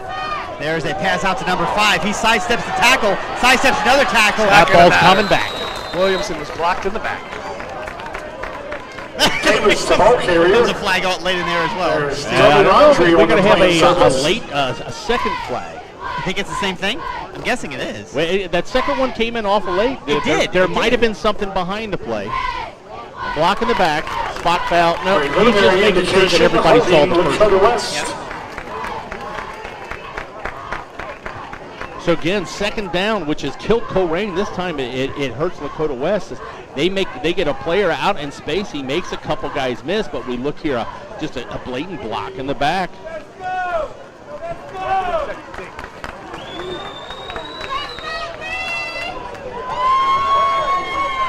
So that'll bring it all the way back to the 30 yards. Second down and 15. Again, the play clock had trouble, so it is off. Play clock on the field. I heard a couple of guys say, here's the replay. You can see it. Oh, they just had to cut away from it as we get ready to go to live action. They were going to try. I heard a couple of guys pass through in the press box. They were going to try and do the play clock again. Sometimes it's just easier to run right there on the field. Okay, here we go now. Second down and 14. No score between Colerain and Lakota West. Number 5 in motion. He takes the handoff. He's going to run wide, try and find some room. The Colerain defense stretches it out, and he is met by a wall and gets absolutely Davis, the nothing. ball carrier. Again, assignment football. They stretch the play out. Sinclair was in on the tackle. Kenny Willis comes up from his defensive back. Only picks up 1 yard, but we got a Colerain player down. I believe that's Lavert Jarman down on the field. And the young man hurt appears to be Lavert Jarman, That's what I just said. who has been all over the field. He plays aggressively. He's an aggressive player. Well, kind of undersized. I mean, he's a linebacker, but he's listed here at what is it? Only 175 pounds, 5'10". Take this minute, if we can, to talk about a very important organization here at Colerain High School, and that's the Colerain Boosters. It's something that is so critical for all of the sports as well as the activities here at Colerain, for hundreds and hundreds of kids that are part of the extracurricular activities here at Colerain. There's Jarman. He gets up on his own and walks off on his own power. And we'll talk a little bit more about it here in the second half, but The fact of the matter is that Colerain was only able to sell 500 Third tickets for down, tonight's game. 14. That is roughly 4,000 tickets short of what capacity no doubt would have been met for in this game. So there's a lot of money that's been left on the table due to this pandemic, and we are really asking our community and our sponsors and our alumni and family to step up and seriously and thoughtfully consider joining the Colerain Boosters. We'll talk a little bit about how to do that very easily and simply here in just a minute. So here comes a third down attempt, 3rd down and 14. Empty backfield. Running back in the slot, someone's got to pick him up this time. 5 wide receivers. Colerain getting some push along the sideline. Pass is skipped, incomplete for number 22. Same formation, same concept. Take the running back, take him in motion, line him up with that 5th wide receiver. And again, he's there. Misses. Along with Sean Yeah, they rolled the Williamson linebacker out to cover him, for but the he just ran Cardinals. right past the Colerain. If they hit that, he's gone. And it's Well, good there. now William, formation. Kiner's there to make the tackle, but yes. Yeah, Freddie He's got the Johnson's going to first go down. back along with Sean Williamson. Haven't had a return yet. Hunters have been keeping him away, and he shanked his last one. Keep in mind, Mitch Bolden only a sophomore, so he's got a lot of learning to do himself. It's a snap back, not a whole lot of pressure. A high punt, fair catch called by Freddie Johnson. Punt is down Right at by the Freddie Johnson at 38-yard about the line. 42-yard line. First down. First And down, 10 for the Colerain. There's not a lot to talk about in this game in terms of movement. And you talked about Freddie Johnson, the guy you like back there. He did very smart. And you see kind of rugby players who do this sometimes. He didn't put his chest out, so if it bounced off his chest, then it would bounce forward where the defender's coming in. He turned his chest to the sideline. So if he does drop that ball, it's going to go straight out of bounds. How about that? A little bit Yeah, of insight. Freddie has a big rugby background, so it's No, I'd like that. I'm saying you don't see that often. I'm not saying that's No, his no, I background agree. is. So here's what we kind of Speaking talked of about Freddie. speaking of Freddie Johnson now in at quarterback to start the second half, at least the first series here for the Colerain Cardinals. A little change of pace, a little bit different look than Tyler Prather.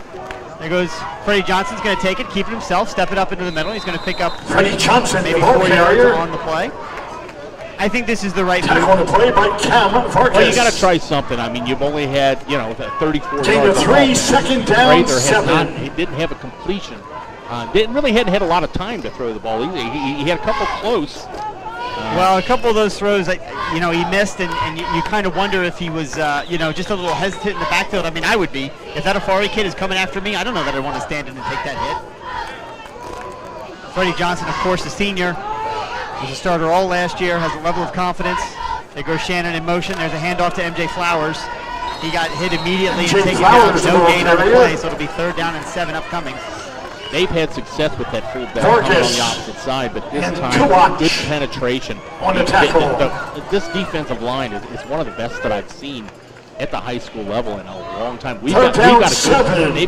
they've got 4 guys up front that just, as we hear from the coaching staff, they got some dudes. He's just pitched back to number 7. He cuts it, makes a block. He's going to have enough for the Face first down. mask. Yep, face mask. He's going to have enough for the first down. Doesn't matter. Face mask on the penalty.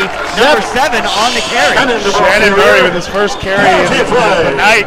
And he kicked a little extra wheel, and he hit that hole Face hard. mask. Picked up a first down, 15 yards. Well, no, 5-yard first down. He won I 45. know, He was really He small. was a very skinny guy. So Colerain into Lakota territory. Yep, so he stays on the field along with Amari Shannon, who goes in motion. There's MJ Flowers. There's a counter. Oh, ball's on the ground, and it's picked off by Lakota West. Oh, the first turnover of the game. That is an absolute... The counter was there. The time Brian maybe the Henderson. handoff a little high caught him in the chest. There was space, but Colerain with the first turnover. We watched the replay. It's there, and don't reach for the ball. It's just kind of blown up a little bit by the defensive tackle up there, throwing the timing off. But, Again, the big first blow. This second half, Lakota West turnover takes it over. Amari Colerain Shannon, territory. Amari Shannon, a first-year That starter. was Shannon Murray.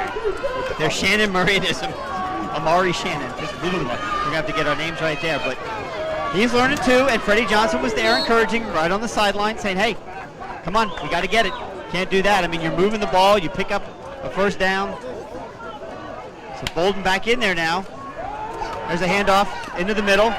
Good running by number 22, but he is upended by Sean Williamson, who's going to have no gain on the play. Defensive line gets no credit on that play, but they kind of blew it up and allowed the linebackers and everybody to just fly up there. Well, give credit to second down, 9. The sophomore there, Shannon. There's too many Shannons. There's a lot of Shannons. Terrell Banks. Terrell Banks, that's not a Shannon. I've just got Shannon on the brain. Yeah, Amari Shannon, Shannon Murray. There's Shannon Stewart, I think, right? That's the defensive lineman. Could be. Yeah. I don't know. 53. I'm so confused. Yeah, Banks got good penetration. Sean Stewart. Sean Stewart. Yep. Whatever. New names. We're going to have to learn them. But you just don't know until you see him play who's going to get the playing time. So here we go. Second down and 9. It's a high pitch to Bolden. He takes it, hands it off to number 3, and he's hitting the backfield. He's still not somehow down. running, and he gets tracked down from behind. I think he's going to get back to the original line of scrimmage. Should have been about a 6-yard loss. Shows a lot of strength running through that. Colerain, you know, you got one guy high, you got to come low here. Colerain's there and has just a walk. Running back linebacker, 5'10", 215. He's been all running back tonight. Yeah, he's been listed. No score, just under 7:30 to go here in the third quarter. Somebody's got to make a breakthrough. There's a little bit of pressure up the middle. He dropped it. Oh, the pass was in and out of the hands. Punter. And it'll be fourth down, and the Firebirds are going to be forced to punt. Runs a nice route right there and sits down right past it, and hit him in the hands. They've had with the snap and kind of getting it off, not great. All that said is the best punt of the night. Punt is down. Fair cut by Freddie Johnson. Even the bad punts, they've had no return. So other than the first down, Colerain. He's done his job. So Colerain, this is their deepest territory. Yeah, got to secure the ball. Got to be smart right here. Was that ball spotted at your own 13-yard line? So that's 2 series now in the game. Before we had the holding penalty, right? That kind of derailed that one series in the first half, and then their first series here in the second half. You know, they have a fumble turnover. The offense the Colerain just can't get on the tracks. It can't just move. And again, it's that second down. Yeah, it does. It's the second down. So Freddie Johnson under center once again. Was a Mary Shannon in motion. Freddie Johnson keeps it. Gets tackled after about a Johnson, your ball carrier.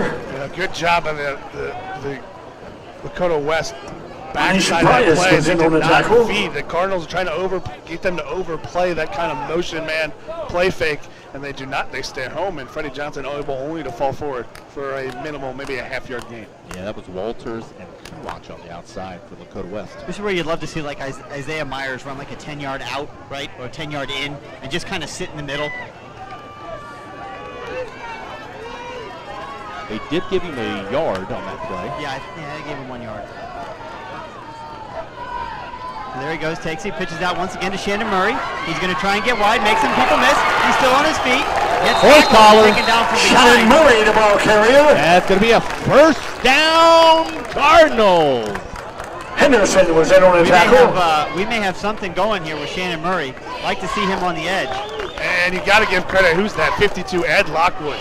He just took his guy. His guy tried to get out there, got it out there, pulled him forward, and as an offensive lineman, his job is to keep his head on the head, keep him in control, push him wherever he wants to go. Shannon Murray does a good job of following his blocker, cut inside of that little block, and pick up a first down. Yeah, Lockwood undersized, only 200 pounds at that left tackle. So first down and 10 for the Cardinals on their own 25-yard line. There's a handoff to MJ Flowers, who gets hit right at the line of scrimmage, just behind it by 3 Lakota West Firebirds. They are crashing the line. Again, that's outside linebacker. In on the tackle. Captain Kuwach. Jackson Kuwach. Yeah.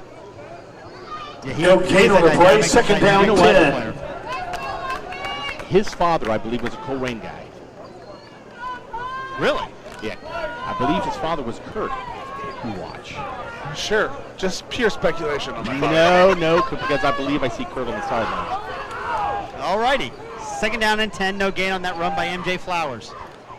There goes Amari Shannon in motion. A little bit of movement. Freddie Johnson hands it off up the middle. Once again, the defense is there, and they are just stuffing the line. There were 6 guys on that tackle. Well, they're overplaying the fullback. The quarterback has not been a threat anywhere on the outside. And they're just blowing it up before it happens. Right. That's Kuwach in again. MJ Flowers was the ball carrier. That was number 23, also Miller. Third down, 10. He's been all over the place, Miller. Aiden Miller. He's had quite a game. 3rd down and 10. So, I mean, if I'm Lakota West, I'm finding Shannon Murray, and I'm just watching him, right? I mean, that's what you got to do. He's over on the far left. He's probably will come in motion. Here he comes, and there's a speed to him. I mean, and there's going to be a holding penalty. I mean, that was orchestrated from the very beginning. I mean, you had to know that play was coming. Tackled by Cam Vargas. Well, Lakota West knew it was coming, and they had people out there enough where they could have got Colerain. I mean, now, do you take the penalty? I take the penalty. And move it back. 10 yards back, this has been a game of field position. You take that 10 yards. Colerain hasn't shown that they could really sustain any offense. They're going to decline and make it 4th down. I agree with you, Brandon. I take the penalty because I take the 10 yards. This game is not at all about downs. Yeah, it's been about every single yard, and that's 10 extra yards. It's a spot foul, and it takes it all the way back to the 15. So Colerain has not had much success on offense. Logan Davis.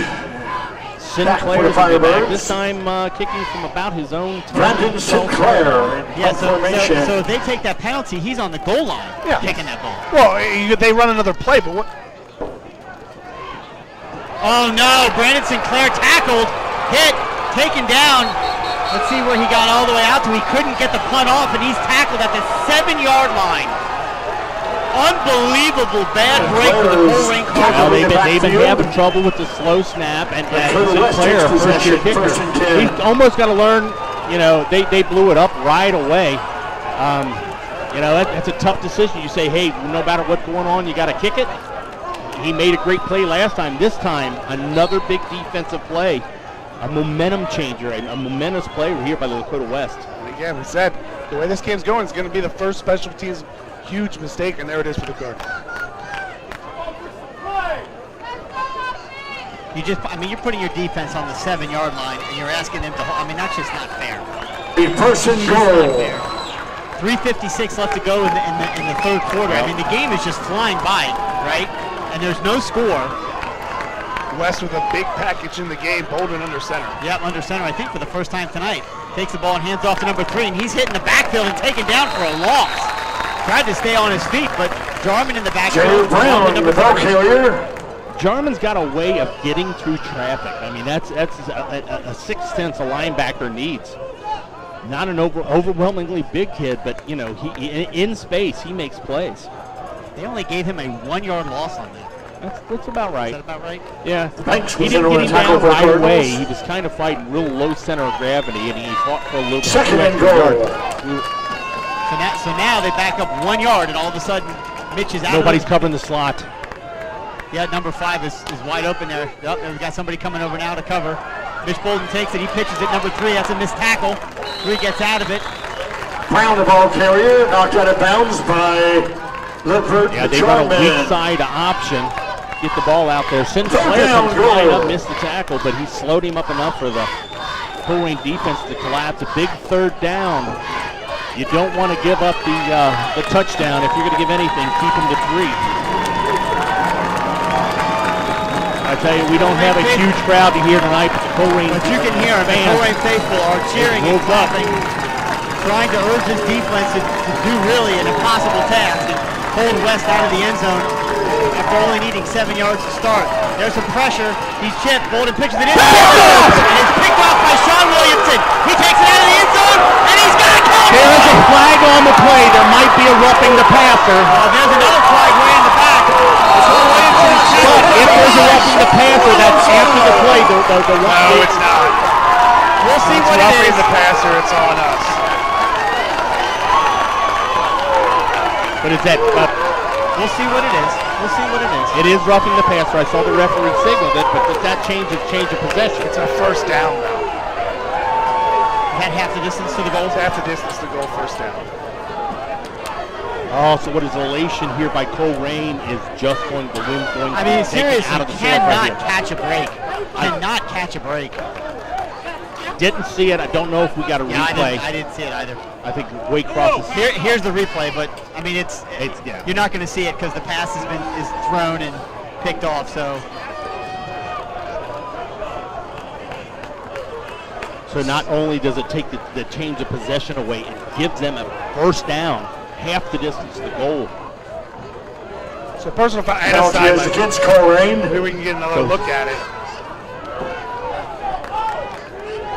Yeah, he's got his head up. He's a little high. He's a little high. High tackling has been an issue tonight on several occasions. The timing was good, but he makes contact with the quarterback's head. So, okay, so it might not be first. I don't know what the rule is here. Yeah, does it, half the distance doesn't give him the first down? I don't know. Well, I get sometimes you get the levels of play confused. I know it's an automatic first down in in college and the pros, but it might not be in high school. Well, it has to be something though, right? Yeah, it'll be at least half the distance to the goal. You would think it would be an automatic first down, half the distance to the goal. I would think. They haven't signaled anything to the chain. Is it just me or these Lakota West coaches some of the quietest we've ever seen? I mean, well, there will be a repeat of third down. So it'll be third down and goal from about the 4-yard line. So the turnover is erased. Turnover's erased. The turnover is erased. Effectively, that's now, you could say hypothetically 2 turnovers for the Cardinals because they had that one. See, okay, so we got some confusion because our scoreboard says first down. The down marker says third. As long as they know what it is on the field, yeah, I'm not sure. I would think it'd be first down. I would too, but the marker is not right, I would say. But we'll see what happens if we stop them here on fourth down or first down. We'll see if there's whistles. A timeout. Timeout, Lakota West. It's third down. Now the scoreboard has been changed to third down. But yeah, I kept looking for normally the official kind of turns and looks to the press box to give the scorekeepers. And again, but yeah, everybody's getting adjusted to the new rules. Yep. Hey, if you enjoy what you're watching and you appreciate the ability to watch our broadcast absolutely free, in this COVID era, so many schools have been forced to charge their fans and their community in order to watch high school football. We are not doing that here at Colerain. We think the ability to deliver this product is very important, and so do the Colerain boosters. And because of that, they've been able to continue to support us and what we do, along in conjunction with Waycross, and deliver to you Colerain football and any and all of our athletic events absolutely free of charge. But don't kid yourselves, it's not completely free. So as I mentioned before, we encourage and we ask, and we will continue to ask everyone to very thoughtfully consider joining the Colerain boosters. It is not an expensive endeavor. It is something that almost anyone can afford to do, and it goes, your very little bit goes a very long way to helping a lot of people. You can do that by going to wearecolerain.com, and under the More menu, you go under Membership, Sign Up, and there is a very easy and simple way to sign up. Third down and goal from the 4-yard line. All right, third down and goal from the 4, as Brandon said. Let's see if the Cardinals can pull another proverbial rabbit out of the hat. Stop Mitch Bolden and his Lakota West Firebirds. Bolden drops back, looks to pass. He's hit, and it's tipped. Incomplete. In and out of the hands of a West receiver. Incomplete. And it was knocked just off course, and the Cardinals couldn't quite pull it down. So it'll be 4th down and 4. And if Bolden is not going for a field goal here, I'd be shocked. Absolutely shocked. Yeah, two Colerain players got their hands on the ball. I believe the first one was Xavier Kendall. And then Sinclair got it. Neither one of them could get both hands on it, so it goes incomplete. 2 minutes and 45 seconds left to go here in the third quarter, and we may have Firebirds our first score of the game. We'll see. This really almost feels like it's the first scrimmage. Snap is back, hold is down, kick is up. And kick is good. So 2:41 to play in the third quarter. With the field goal. Lakota West leads Colerain 3-0. And it's not just us with the weird baseball scores, Chris. Here's an update for you. Mason just took the lead on Fairfield. I'm sorry, Fairfield just took the lead on Mason. Yep. Fairfield leads Mason 5-3. Oh my goodness. That might go extra innings. It might. I might. Couple quick shout outs here to those listeners. Earl Smith checking in, class of 97 from Atlanta, Georgia. And Buddy Campbell checking in as well. Yeah, if you want to get contact with us, remember it's radio at wearecolerain.com. And as Chris mentioned earlier, hey, Colerain fans, we need your help. And absolutely, we can't do what we can for free without your support. And that goes for, if we got any of our Lakota fans listening with us, support your school, support your kids, support your boosters. And you know, he's been making plays all night for the defense. He might be one of the players of the game right now for the Colerain. Valentino Owens Johnson and Williamson. just let us know that Jarman the Cardinals. is Eric Phillips' younger brother. Huh. I don't think I knew that. Now, we're going to take Valentino at his word. At his word. Because we have no way to verify. We don't have any verification of that, but according Matthew to Howard. So Lakota West going to kick off just for the second time. His first kick went deep, and we saw on that field goal, big leg. Colerain would like a big return at this point. See if that They happens. need something to get the offense started. There's a high kick, and it's going to be short of the end zone. Yep. Off by Sean Williamson, taken out to the 10 to the 15. He's only got one blocker, and he's got 3 Lakota West guys there. Takes him down to the Sean 16 Williamson yard line. returns the kickoff. It's a good coverage by Lakota West on special teams. Tackle made by What do you do on Jones. offense right Correction. here? Which quarterback Hartford. see, which design? And Freddie had a Minnick. little bit of success. First Put down, them five Colerain. together. Can't see who's in the huddle. I think that's the point of that huddle. Well, These I guys see are- who's not in the huddle, but Prater, but I think he might be looking for a ball. Nope. I would call them, okay, they're going to the tank formation. Defense has come off, and a couple of their linebackers who come in at fullback and tight end. They had to be rounded up. Yep, Xander Kendall in on, Mike Bess in on the play. So they had a little bit of success early with this formation, but just couldn't put a drive together. There's a handoff to MJ Flowers. He takes it. He's hit Flowers, the ball by carrier. 3 or And 4 there's guys. a late flag behind the play. We also have a player injured for Lakota Marcus West. in on the tackle Holding for his leg, Firebirds. potentially his knee. Along they're with gonna you do a watch. timeout This here. time of year, this type of humidity, will be cramping too. Let's hope But and we'll pray see that's what all the it flag is. is. Yeah. No gain brings up second down, 10. illegal shift on the Cardinals.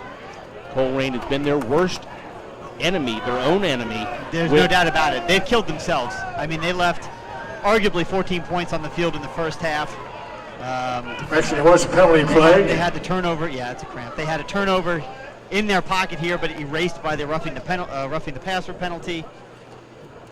I mean, it's just, again, it's a lot of early season mistakes, and you talked about it, Brandon. In this game early in the year, when 5 you yards illegal neither team shift have on a the whole lot of Cardinals. practice, it only takes one turnover or 1 or 2 penalties, and the whole thing can shift. I mean, Be first and we're 2 minutes 15. and 28 seconds away from the fourth quarter. Colerain is at home, and we don't have a point.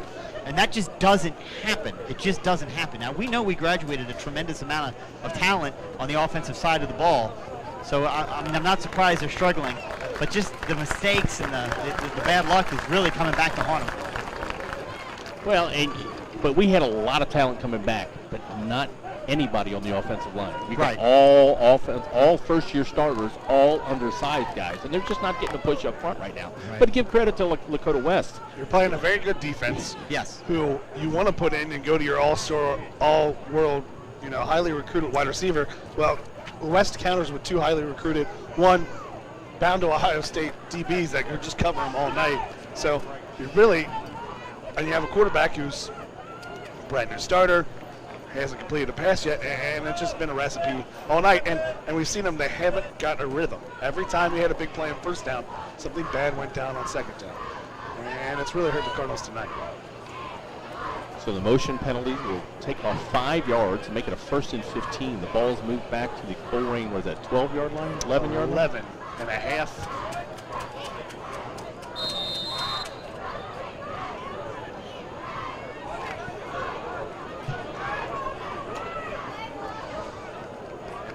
So Freddie Johnson in at quarterback, trying to get something going.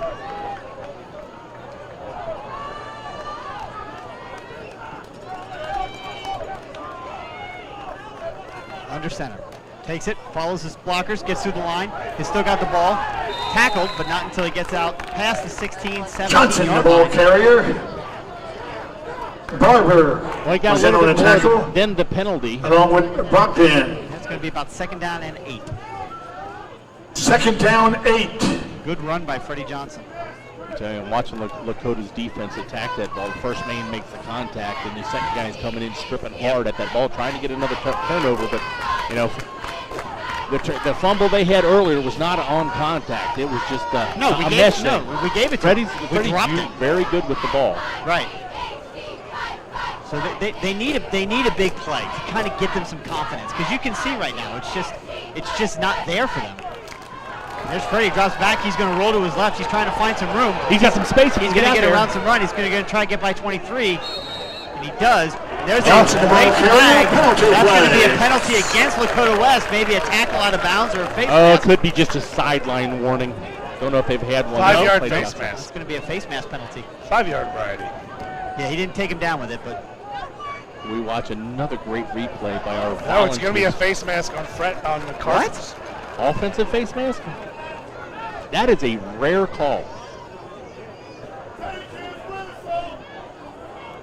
Huh. So, I mean, the I'm offensive voting player... we should probably decline this. Well, or you do play the field position. Who knows?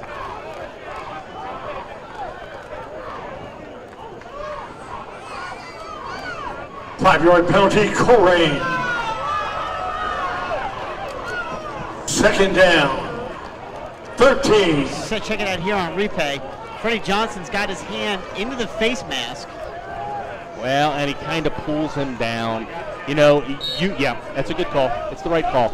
You can, as a runner, you can open palm on the face mask, but as he was going down, he did grasp the face mask. Kind of lucky he didn't get a 15-yarder there. But he pulled him straight. He didn't turn the head at all. So Lakota West chose to take the penalty. What was 2nd and 8 is now 2nd down and 13. 1:08 left to go in the third quarter. Colerain losing to Lakota West 3-0. Another 2nd down debacle. Yeah, I know. There you go. I would like to see the drive chart to see what the drives were or what the plays were on 2nd down all night for this team. Colerain's got 2 guys in motion. They are just completely out of sync. Here comes Tyler Prather into the game, along with MJ Flowers and Amari Shannon. 5-yard Colerain penalty as well. Shannon Murray as well. And here comes 52 as well. 52 for Colerain. I don't know that we've called his name tonight. Oh, that's Lockwood. Yeah, that's Yep, Lockwood. Lockwood playing a little tackle, little tight end, kind of mixing them around. So 2nd down and 18 now after back-to-back 5-yard penalties for the Cardinals. Referees are... we got both captains talking to the referees at one point. They haven't spotted the ball yet. Yes, they have. There they go. Taken all the way back to the Colerain 8-yard line.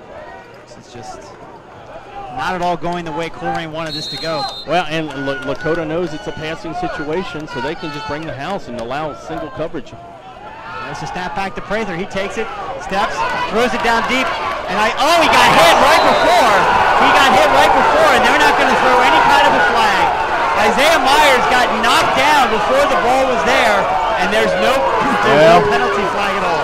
Colerain got the no call down earlier. This time Lakota West gets the no call on a jump ball. You'll see it here in replay. Both of those are wrong calls. Yeah, you're right. They're both wrong calls. They're both wrong. That should have been a penalty on us earlier, and that absolutely was a penalty right there. Both of those plays were the definition of pass they are. That's what I thought. I'm looking at it going, the DB literally ran into the receiver and knocked him out of his established position to catch the ball. That's a penalty, throw the flag. So, 3rd down and 18. There goes Shannon in motion. In the shotgun is Prather. He takes it, pitches it. Going to try and get some room, and he's not going to get any room at all. I mean, there's just nothing you can do on 3rd and 18. I mean, you're trying to run wide on a defense that's fast and physical. Now they're tackled inside the 5-yard line. I mean, this whole quarter has just been a disaster for the Cardinals. Well, one good thing, you got 33 seconds left. This quarter could be over, but you got another quarter left to play. That's not a good thing. We're down. We don't need that clock to be moving fast. One score with a full quarter left to play. You've just got to get out of the shadow of you got to get out of your own end zone here. You relied on the defense. The defense made a big play. Got a bad break. Yeah, but your defensive players have been playing both ways. Right. It's an uphill climb right now for the Cardinals. So the punt does get off. It is caught by number 5 and then immediately tackled by Sean Tackle Williamson. made by Sean That was Williamson. a gutsy play on that. He short hopped that. He That ends wanted the to stop third it because I was quarter. going to keep bouncing possibly, but that was kind of a gutsy play. That brings us to The the end of the score, third quarter after 3 quarters of play here at Firebirds Colerain 3, High School. Cardinals Lakota West 0. Firebirds 3, Colerain Cardinals 0. I can honestly tell you, I cannot remember a game where Colerain was held scoreless at home Third for the first 3 quarters. quarter, LaSalle 28, go back and look at the Elder rest. 28. Text Jason. Jason would know. Jason might know, but Jason's not going to be able to see his camera as he's down there shooting duty for the Twitter site as well. Third quarter, Lakota Al's down East there taking pictures. 24, Aviators 14.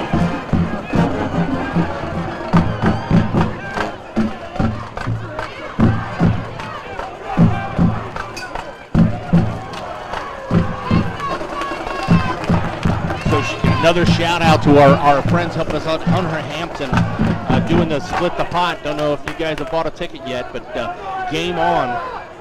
Local establishment. I don't know if you've eaten there, Chris. Some of the best burgers around, and I can only say one thing: tater tots.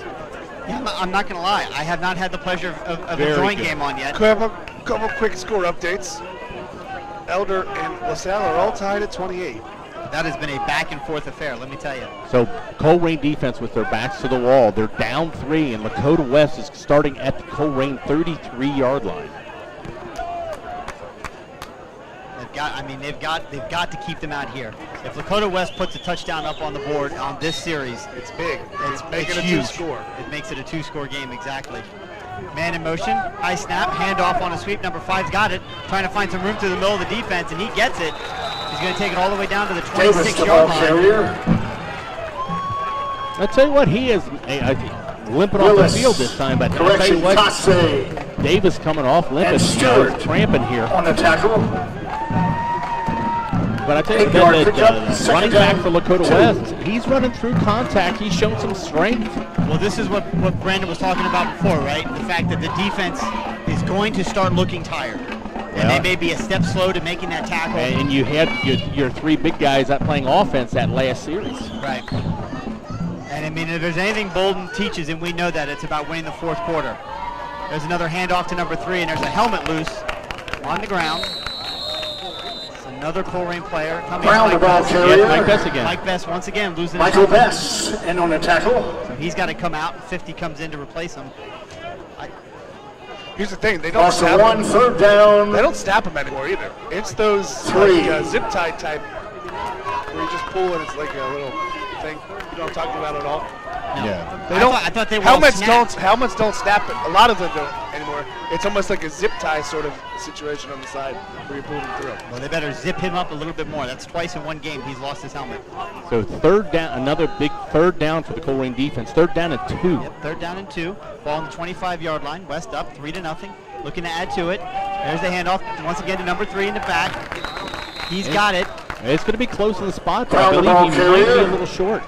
Tackle made by number Banks 30. was in on the tackle. That's Terrell Banks, the sophomore.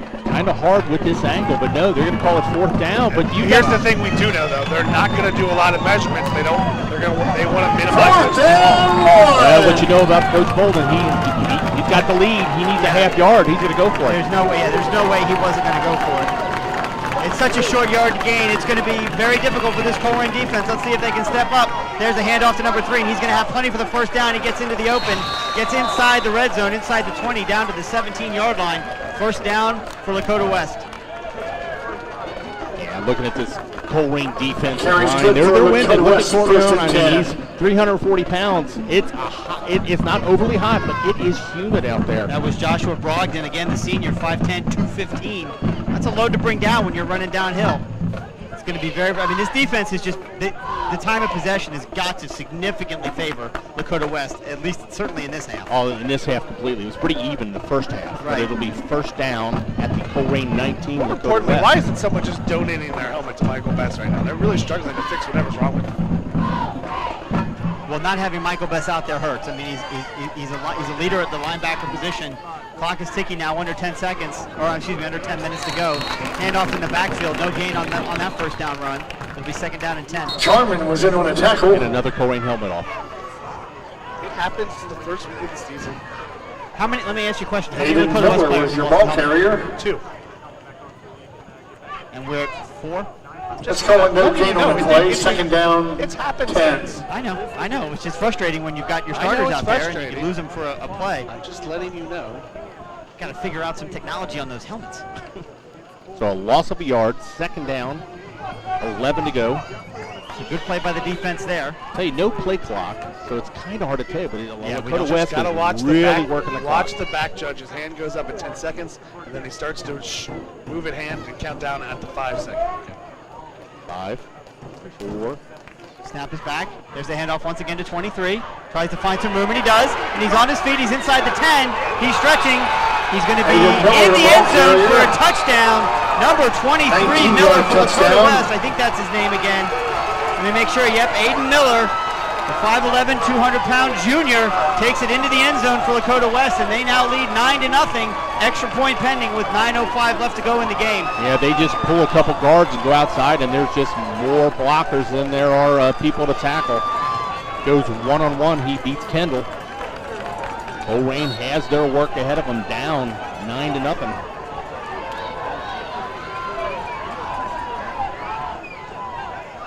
Snap is back, hold is down, kick is up.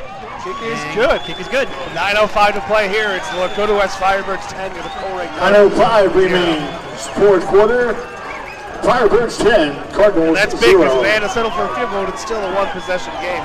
That means this offense, it's maybe, They've got to find a way to score twice. maybe in if 9 they minutes. have 50 yards, if they're lucky at this point. I mean, even if they have 50 yards at this point, they're going to No, need to they score had twice. 34 at halftime, and they went backward. Both possessions they had, or all 3 possessions they had in the third quarter. Yeah, there's no doubt that this offense is struggling a bit. We kind of saw something. It felt a little different last week. We were here for the scrimmage. I mean, they put up 3 touchdowns in the scrimmage. Again, it's a scrimmage and nobody's game planning. I get it, and it's not Tom Bolden on the other sideline during the scrimmage, but they certainly seemed to look better last week than what they looked tonight. I think you're playing a much better team. Oh, Lakota no West. doubt. Lakota West traditionally, puts more guys in college and more guys to the pro level. They've They had have the like talent. 4 guys in the NFL right now. Yeah, they've got more talent than even some of the GCL schools. Haven't been able to put it together. We used to call it the Larry Cox factor. They have a coach now who Johnson and Williamson knows how to deep for the work Cardinals. before preseason and Matthew get their team Howard prepared. kicking off The question was for Lakota always about West. buy-in, right? Whenever you have a new coach come in, you got to have buy-in. You got to have your parents and your kids buy in. And from all accounts, it seems like, the folks in Westchester have bought in. And it's hard not to when you have someone like Tom Bolden and his resume show up on campus not to buy in. And the defense is held up on its end for the Colerain Cardinals. Now here, Ball falls off the tee. anticlimactic. Shortest It's not kick. going to be Shortest kick ever. That's now going to be up to the offense, and the defense has been there all night. It's going to be the offense's job here to find something to go to get the Cardinals back in this game. You tell me as a Cardinal fan, you give up 10 points in the game, you're happy with that. Oh, absolutely. Absolutely, but you just got to get things going. They've been their worst enemy with turnovers and penalties. Yep. No returns on the punt team, or only one opportunity so far on the kickoff. This one will be returnable. Yep. Get a hold. Find a hole. Johnson returns the kickoff back to about the 22-yard line. So Freddie First Johnson down, takes the kickoff Colerain. and takes it up to about the 22-yard line. That's where the Cardinals will take over. They've got 78 yards to go. Which quarterback you go with at this point? Freddie Johnson's done the best job moving the ball, but then again, that crew has really done bad second and third down, even getting the play out. The amazing thing is you really just need one big play, right? And those are hard to come by. Well, you're down now, so you got to score quickly. I guess the quickest way to score, the coach thinks, Coach Cutright, Honestly, at this point, Coach Williams, you got to sling the ball. You just need a sustained drive. You haven't had that all game. All game, that's right. You're exactly right. There has not been a sustained drive all game. So Tyler Prather in the quarterback now in the shotgun. We've got 4 wide receivers, 2 splits to the wide right, 2 splits to the left. Prather drops back, looks a pass, throws it out to Freddie Johnson, and it is incomplete. Freddie Johnson Prather's pass intended to Johnson. Yeah, he falls going one incomplete. way and the ball went the other. Yeah, he runs a simple out, and the ball just trailed behind him. Prather, a little bit happy feet right there. Really didn't plant and throw. Well, that was kind of the case when the ball was short to Isaiah Myers as well. And, again, bright lights Friday night. I know there's not 4,000 people here, but new offensive line and, Yeah. and some very dominating defensive line. It's You got to step in there and make that throw. So we got Shannon Murray out wide right, wide left. 3 wide receivers split wide right. He takes it, rolls right, does Tyler Prather, looks the pass, throws it, and it is complete. That has got to be the best second down play of the night. That is, without a doubt, the best second down play of the night. Prather's pass is complete. Like we say, it doesn't matter how you Isaiah start. Only matters how you Myers. finish. Isaiah Myers just sits on the sidelines, picks up 6. Yep. and 5 yards, 3rd down, 5. The clock stops as he falls out of bounds, which is important. Again, Why is there not a junior or a sophomore on the sidelines whose I have whole no- job is just to get the ball? That's a great question. You have Brandon Sinclair who runs out there to give them the correct ball and picks up the other ball. He's a starter, both ways, right? Cardinals got to get this off and going. 3, 2, 1. They got it off, yep. There's a fake handoff. Tyler Prather keeps it, stays on his feet. He runs to get hit once again by that Miller, but he's going to have enough for the first down for the Colerain Cardinals. wasn't pretty, but he got the job done, keeps it himself. They overplayed the fullback. Prather, Watch here, the ball replay, carrier. he keeps it. Nobody in front of him, kind of trips over the turnbuckle. But he does pick up a Colerain first down. Yeah, it was Jair Brown that was kind of in the way, and then again Aiden Miller, who has to be the player of the game, I think, for Dakota West.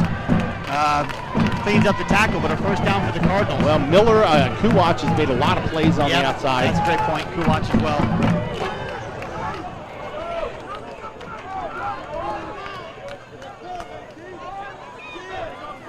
Snap is back to Prather. He's got it. Drops back, looks the pass, throws it, and it's in and out of the hands of the intended receiver. I didn't see who that was. Prather's on the pass first ball play. Shannon was complete. right there at the sticks for the nice little dig route that goes through his hands. For Amari It Shannon. was a well-thrown ball. Yeah. You got to catch. You got to make the play. 2nd down, He hit both 10. hands. You sure that wasn't Isaiah Myers? No, No, okay. 28. He's about 50. He's about 30 pounds. Well, they're showing Isaiah Myers walking back from that side, so I I'm thought it just might have letting been. you know. Okay, great. Number 28. I believe the coaches finally got a underclassman chasing the ball down. Getting the ball switched out. 2nd down and 10 for the Cardinals. 8:23 left to go in the game. Trailing Lakota West 10-0. A lot at stake here.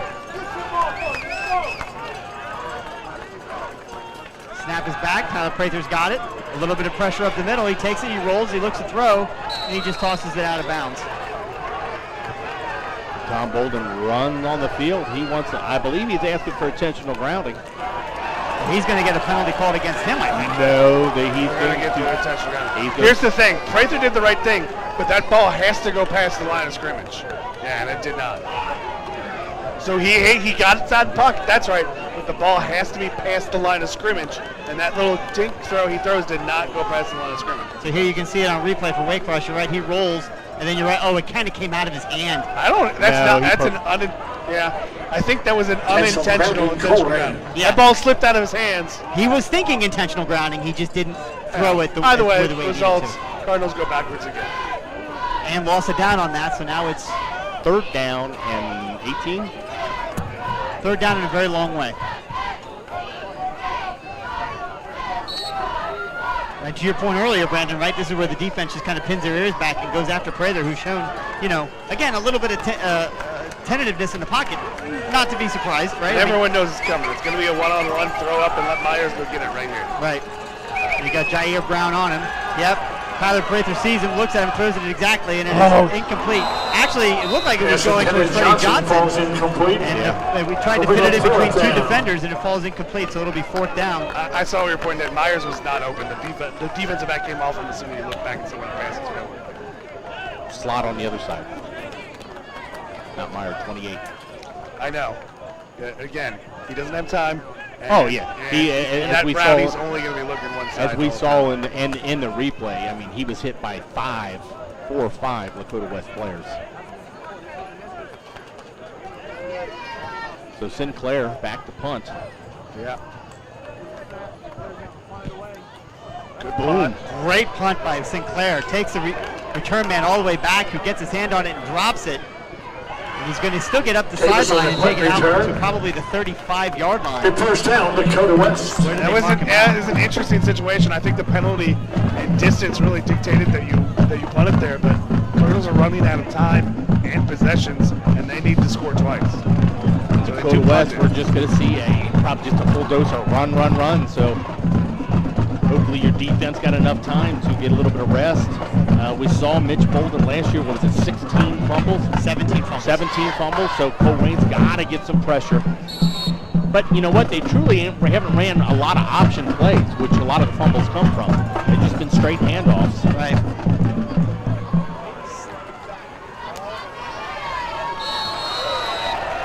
It doesn't help when you give them 5 yards. And Colerain players kind of jawing at each other, just a little bit of See, I've always wondered on this, because it's a newer Freshman thing Colerain. with the advent of spread offenses, with the clap for the snap. You're not supposed to be able to see, like the quarterback, it's a penalty if he's under center and bobs his head. Right. It's kind of one of those, why isn't the fake clap, but well, I guess you're saying it's just like your cadence, so I guess that's where you... I guess. Well, that play was stuffed. What? He's still loose. Wow. That kid runs hard.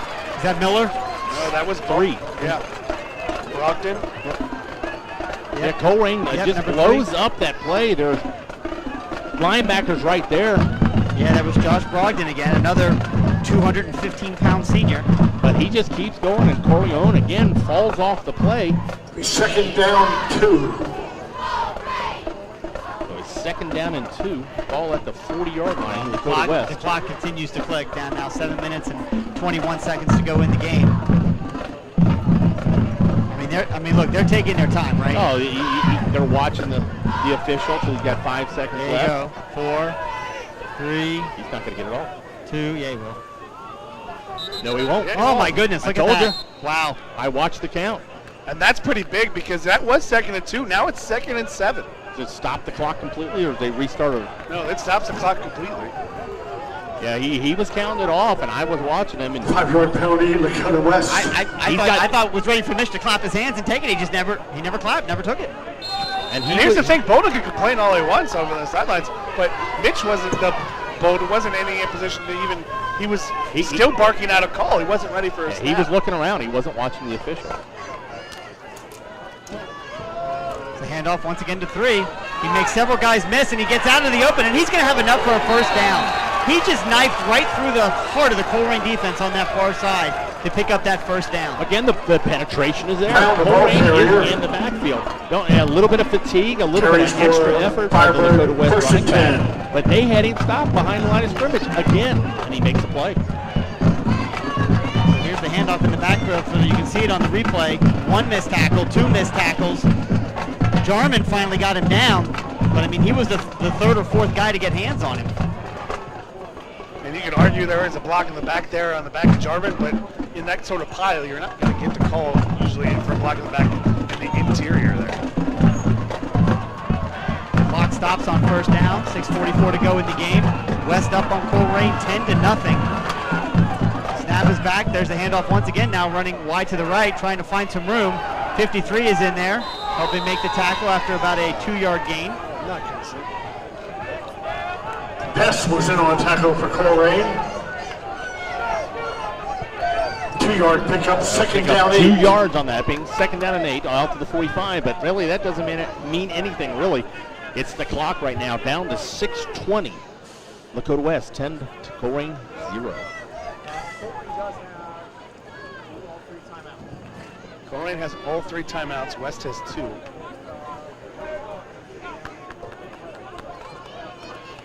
And it's all a moot point. If the 5, Cardinals can't get a defense, 4, stop it. 3, 2, 1. You gave him an extra second there, Mr. Referee.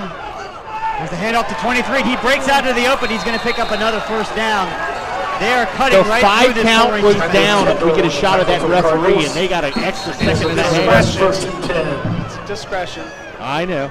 It's I think they jumped off at Penalty flags on the field. holding. Holding Firebirds.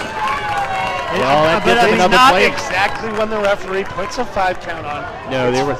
He has that split second between when he gets to the 5 count, and this year he's not blowing a whistle. They have electronic whistles. Absolutely, but he was 5.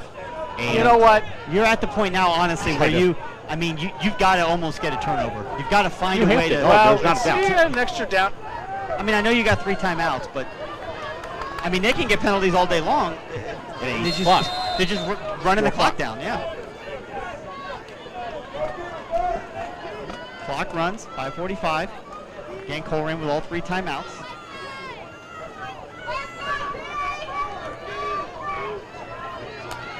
Golden takes the snap, hands it off once again to 23, looking for some room to run. He's going to get some yards, not a whole lot though. Stays in bounds, and the clock will continue to run. Yeah, he gets out to the 41. He's going to bring up a 3rd down and 12. Jarman on the tackle for the Cardinals. I think official marking with the 40. Oh, yeah. So next week, Colerain goes on the 3rd road down, 13. to Oak Hills. We're not sure. We are. It is TBD whether or not we will be able to be there to cover it. We're going to try and work that out and see if we can. If we can't, then there will be other ways for you to follow it, I'm sure. Every away game will be a challenge for us. Yes. There's only 2, but it'll start next week at Oak Hills. Still got to finish off this one here, though. Just under 5 minutes to go. Down. Yeah, this is a big 3rd down. Bolden drops back, looks at pass, throws it across the middle, and is caught. It's going to be short of the 1st down. But close enough to go for it on 4th down. Oh, absolutely. Inside Colerain territory down to the 48-yard line. He's going to be 1 yard shy. You don't do that. Colerain has no offense, no momentum. You're saying punt the ball. If Lakota West is smart here, they punt the ball. I agree with you, right? Well, yeah, if you stop it, it's field position. No, we couldn't. It wouldn't be a bad spot to do the hard count here. Right. Well, I mean, that's left tackle moves. is false start. False start. That's going to be a false by your start Ohio against State Lakota West. signee. They had him too, and you know what? 5 Colerain players jumped. Well, I think they moved on the tackle. No, they got the Jarman on the outside linebacker. He jumped because of the tackle, but the left side defensive. Ladies and gentlemen, just a reminder, in cooperation with state regulations, Colerain High School would like to remind everyone to please not congregate in the stands So we don't and have to, I mean, walkways just for the sake of mentioning here, what's at stake, right? At the Colerain hasn't conclusion of lost a tonight's GMC game in 83 Please wait for your consecutive tries. child You've got to in go your all the way car back to at the 2008. conclusion. We It was the thank you last for time your that Colerain lost cooperation. on the road to Middletown. So it has been, we're in the 13th, this is the 13th year. It's been 12 full years since Colerain lost a GMC game. And you got to go all the way back to 1999, which was the last time they lost to a GMC school.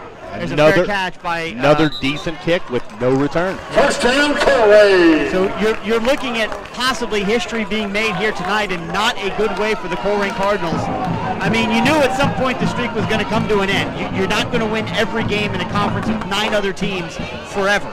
It's just not going to happen. And unfortunately for Colerain, tonight may be the night where it comes to an end, because they're trailing 10-0 with less than 4 minutes to go, and the offense has looked, I mean, what can we say? It looks incredibly pedestrian. A lot of new guys in place, and they got a lot of learning to do and a lot of growing to do, and unfortunately they didn't get as much of a preseason as they would have liked.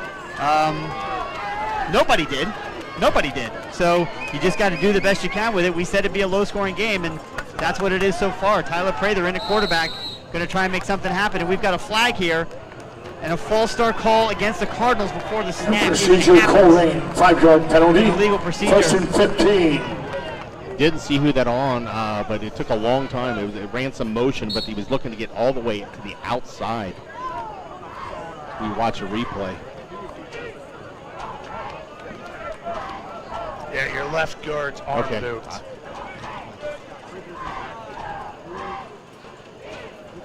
5 wide, Prather steps back. Finds Freddie Johnson, he spins off, still on his feet, breaks 1 tackle, spins, still goes out to the 40-yard line. Trying to make something happen from late game heroics. And another, something happening behind the play, after the play is a flag. A Lakota West player has to be restrained. Not sure if we're going to call it both ways, one way, or... The referee lost his hat. The one side judge lost his hat. Was he just marking the ball with the hat? Personal foul, Colerain. And I guess we see the retaliation because the personal foul they're calling against Colerain. So Cardinals finally get a big completion, big offensive play, and they shoot themselves in the foot.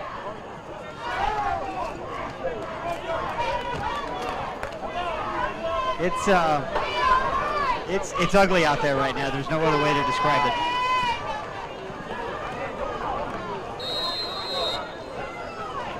So it'll be first down and 13? 12.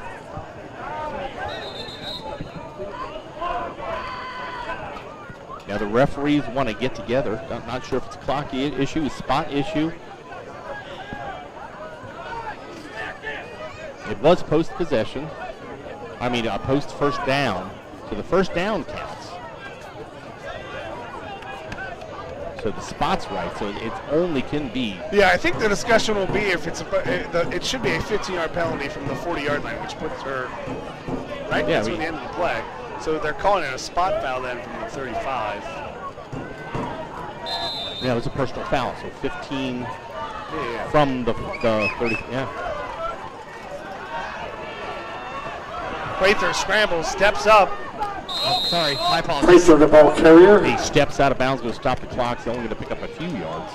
But it does stop the clock and avoid the sack. 3:26 to play. Second down and 11. Second down, 12. Yeah, he really only picked up maybe a yard, maybe two. I think though, more the clock more important this time than that yardage.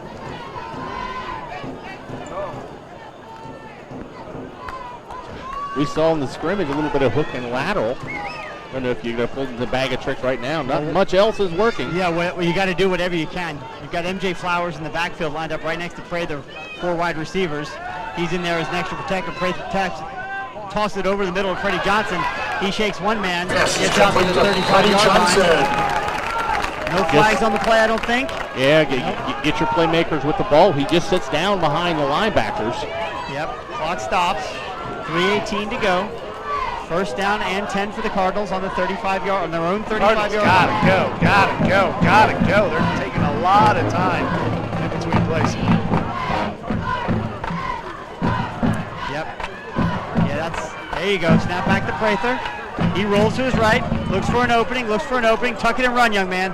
Tuck it and run. There you go. Prather, the ball carrier. He's going to pick up about 6 yards on that run. He got out of bounds, stopped the clock, 2:59 to go. But Brandon, you're absolutely right. They set the ball, and they're still getting lined up. It's preseason, it's first game of the season. You haven't hit a lot of scrimmages. How much have you worked on your 2-minute drill? And how good are adept of you as a play caller to recognize you have to put your play calls and formations to minimize the time. You got to make sure your guys are already on the side where the ball is from play to play. That's a great call, Brandon. That's a great call. 3 wide receivers split wide to the left. Tyler Prather drops back, looks the path, throws it across the middle. Caught First down by number 28. That's Shannon. Got his hands on that one, didn't he? Yeah, he needed to get to the 45. He got to the 45 and a half. Only took 6 seconds off the game clock. 2:53 now. Another first down for the Cardinals up to the 45-yard line. Yeah, needing 2 scores. Lakota West, their defensive backs, their safeties are playing deep. Snap They're back only to Prather. bringing 3. He's there looking, throws it deep down the field. He's got Isaiah Myers, who's got it inside the 15-yard line. That's a first down for the Colerain Cardinals, and there are no penalty flags on the field. I tell you, the safety was back there, but he didn't rotate over. He looked at the underman. I believe that was Shannon. Did not see the biggest threat on the field for the Colerain Cardinals at this point, and he just got him there. They spot the ball. First down, Colerain. 2:39 left to play. Colerain needing 2 Timeout scores. Lakota West. Colerain needing 2 scores. They do not need it. They would like to. They do not need a touchdown right here. A field goal is fine. Just you have to get away with it, and you almost have to score very quickly. You got to score. There's no doubt about it. You must score. You're gonna take Cardinals they're in a position where they can Friday evening. don't have to force it on 4th down right here. Yeah. But it's always nice to score the touchdown before you score the Well, yeah, and you got a first-year kicker, and long snapping has been kind of ugly tonight. Yeah, Xander Kendall stepped in, and we talked about it at halftime. He's been 4 out of 5. He's He's been really, really good for 4 of them, and then once in a while he scores one that's a little sloppy and it's a little slow, and that's what happens when you have a kid who that's not all he does in practice all day is practice long snapping. He's just starting middle linebacker, so. Long gone are the days on the Colerain team. We have enough kids where one kid is the long snapper and that's it. And he had a volunteer coach that's all he did was coach long snappers. Yeah. Well, kickers and long snappers. So slightly different formation for Prather. It's one-on-one. It's going to be a jump. Double wing. Tyler Prather under center. Boy, the defensive is just, oh, he threw an interception. Tyler Prather got pushed backwards, and he threw an interception into the middle of the field. He was getting pushed backwards. And that's going to be that more than likely will be the game. That was an ill-advised throw. He was getting pushed back. You can see it here on replay, maybe not that angle necessarily, but he was getting pushed back by a defender, and he just let it go into the middle of the field. You had one wide receiver out and into the pattern, and he was lots of contact out there. Couldn't get cleanly off the line of scrimmage, and really that ball wasn't even close to where he was at. Look, I know it's hot, and I know it's humid. I get it, and I know there isn't a billion fans over there, but I can count on like 2 hands the number of Lakota West fans that are standing up right now. They're on the verge of making history in this conference, in this city, and they're all sitting on their hands. Maybe they're nervous. Well, I don't get it. They're not supposed to be standing according to they're rules. not supposed to stand. They're supposed to socially distance. What? But can't you stand in your spot? No, you're supposed to be standing. Not supposed Really? to. Not See, supposed to. I'm learning as we go. Well, so Colerain. good job, Lakota West fans, following the rules once and doing again, what I they gotta need to remind do. you, Good for them. cooperation with state regulation. Now you can argue legitimately. Colerain High School would like to remind everyone to please not congregate in the stands, Cardinals call their walkways, first or timeout. parking lots. At the And what's conclusion big about that, of the game, the turnover is, please the wait for your Cardinals child now in your have to use their car timeouts at the conclusion. and get an onside. Thank you for your cooperation. Before you could score, regardless of what it was. Right.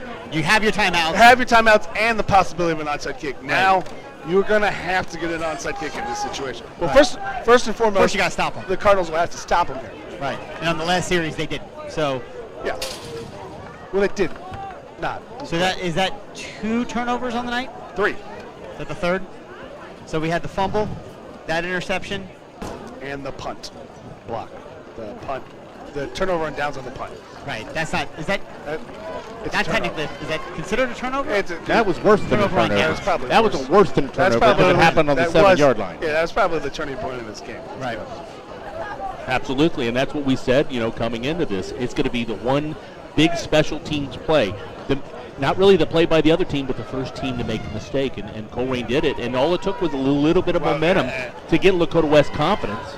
Cardinals had their one shot, but they flipped the field. They were in control, and they got a big a big holding call, brought it all the way back, and then lost momentum, and really have never gained it since.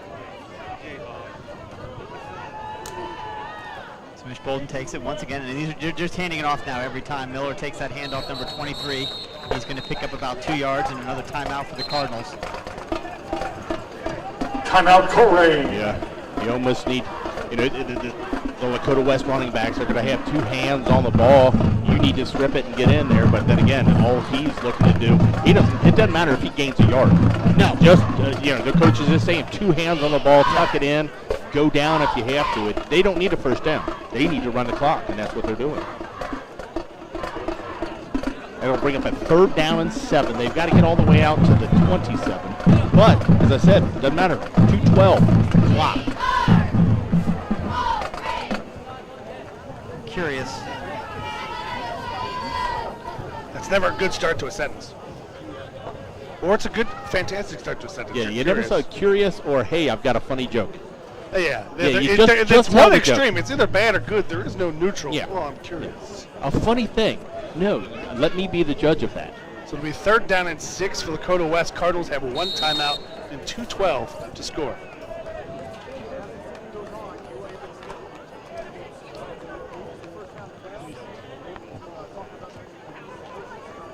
So Lakota West comes out of the timeout.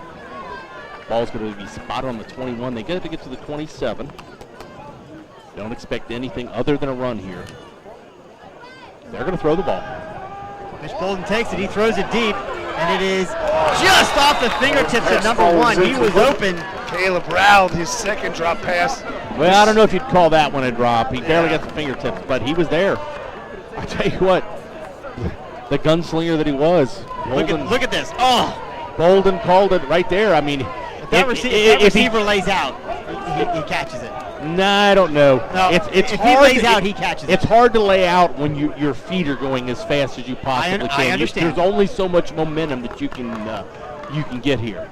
But what it does stop the clock. It does bring up 4th down. So help me understand that play. Lakota West has had a little bit of slow snaps every now and then. Watch the ball. No offsides. Block this kick. They're bringing the house. They don't get to him. Kick doesn't get blocked. Bounces just before the 50. Takes a Colerain bounce backwards. Williamson tried. He ran up into it and it just took an unfavorable bounce. He was going to get a full head of steam. He could have got that there. That could have been a danger. I saw that. It's like, why not? Take a chance right there. You got to be aggressive. That ball's bouncing around. If he gets the right hop, his momentum is already going forward. He could be off to the races. And Lakota West escapes there because Cardinals, if they block that punt, goes in the end zone. That's his safety. Actually, safety would have been better than a touchdown for the Cardinals. Yeah. Because they would have got 2 points in a one-possession game. As it is, 153 for the Cardinals to go. And Colerain could have went for 2. Yeah, it's the same. One possession. Yep. So they're going to bring out Prather again. Yeah, they're throwing. He's had some success that last series up the middle. And West will give it to him all day because the clock is the Firebirds' friend right now. Oh, yeah, under 2 minutes to go in Dead the game. center of the field. Oh, missed him. That was a touchdown. Give him a little bit of air. Get that up there. The safety this time wasn't playing in center field. They were playing a man coverage. Once again, ladies and gentlemen, please. That opened the middle Do of not the field. congregate in the stands, walkways, along the fence, or parking lots at the conclusion of tonight's game. Thank you. This time, they're going to bring a safety a little bit deeper. You got single coverage over here. How about this? That's Flowers out of the backfield. There's pressure right up the middle, and he gets hit as he delivers the ball. It's incomplete. No time to throw it, and I believe that's Prather's helmet comes We do off. have compliant officers here, so we do ask for your cooperation So on 3rd down, at your the quarterback conclusion has of to tonight's ball game. Freddie Johnson, Ohio compliant officers are on site. I thank you. Well, the good news is it's still only 10 yards, right? So Freddie Johnson has shown that he can throw the football. He doesn't have to throw it 50 yards. I mean, I like Shannon in the slot. I really do. I like Shannon Murray in the slot. 2 safeties. Yep. Man coverage. Let's see what Freddie can do here. Again, asking him to throw. He's going to drop back. There's pressure. Nobody's coming. Just run it. Just run it. Just run it. Yep, he's going to have enough for the 1st down. If he's smart, he gets out of bounds. And he does, and he gets tackled. It is right at the 1st down. Yep, but he got it by a football. Yep, they gave it to him at the 40-yard line. So Freddie Johnson rolls to his left and picks up the 1st down. Clock is stopped in a minute. Why is the clock running? Because it doesn't stop on a 1st down. It stops on the 1st down. The ball is set. When the ball was set, the referee started the play. So Prather back into the game. Drops back. Looks to pass. Throws it across the middle to Isaiah Myers, who's got it. Prather's pass complete to Isaiah Myers. Pick up about 7 yards on the play. And West is just going to sit back and let them have that. Oh, yeah, absolutely. No doubt about it. I tell you what, I've been impressed. Afari is not letting Isaiah Meyer get off the line of scrimmage. There we go. An underclassman, but 6'3". Yep. Myers drops back, throws across his body, and it is incomplete. We've got a Prather's penalty pass ball's flag. incomplete. No, Penalty he's flag. not past the line of scrimmage. We got a holding. I don't know. He's Either definitely holding or roughing the passer. I'm going to guess it's a holds. Dead ball. Roughing the passer. Personal foul. That'll be a 1st down for the Colerain. 54 seconds left. We are under Looking for a 1 minute. miracle. Is that a 15-yard penalty? Yeah. Yeah, he lowered nice replay. Well, it doesn't even by matter how it was. There was a high tackle. That was just a push in the back. Well, it was good. We saw in the replay, great from our volunteers here at Waycross Community Media. He lowers the head and almost headbutts him. He doesn't. Yes, he does. Watch the other angle. Under a minute to go. Colerain looking to get some points on the board and avoid the shutout here at home. Tyler Prather drops back, throws it deep into the end zone, and it is incomplete. Prather's pass Just ball's past the incomplete outstretched in the end arms zone. of Sinclair, that's Brian. Sinclair, number 4. So only 3 seconds come off the clock. Second down. Not a bad play. Yeah, not a bad play. Colerain with one timeout left. And honestly, They're that saving might not. It depends on it. Maybe not in high school, in college and NFL. It's not a bad strategy once you get close enough just to start taking shots in the end zone and not give yourself the potential of running clock here, because you can only need. Oh, ball's on the ground. Tyler Prather picks it up and rolls, and he gets tackled back at the 30-yard line. So once again, either a bad snap or he wasn't ready. Yet another Cardinal miscue sets them all the way back at the 30-yard line. Timeout, Colerain. What down was They're it, Chris? forced to use their last timeout. It was It was- second down. Now it's third down. That second down has been That a nightmare. second down all is night. it's been the bugaboo tonight. And what that sack fumble basically does is probably takes you out of field goal range. So the Cardinals, regardless of the outcome of this play, you're going to either rush your field goal unit onto the field if the ball is in the middle of the field, or you're going to have to pick up 18 yards. Now, if you're West, you're going to give the Colerain Cardinals, you're going to give them the middle of the field. Now, that might result in the Cardinals getting a field goal off, but you're going to run a lot of time off. And if you're the Firebirds, you can defend the sidelines. If you're the Colerain Cardinals, you've got to be your field goal unit has to be ready right now, unless you're going with we're going to score a touchdown. No matter But what it also does is it gives you a little bit more room and a little bit more spreads the defense out for the one-on-one battles in the end zone.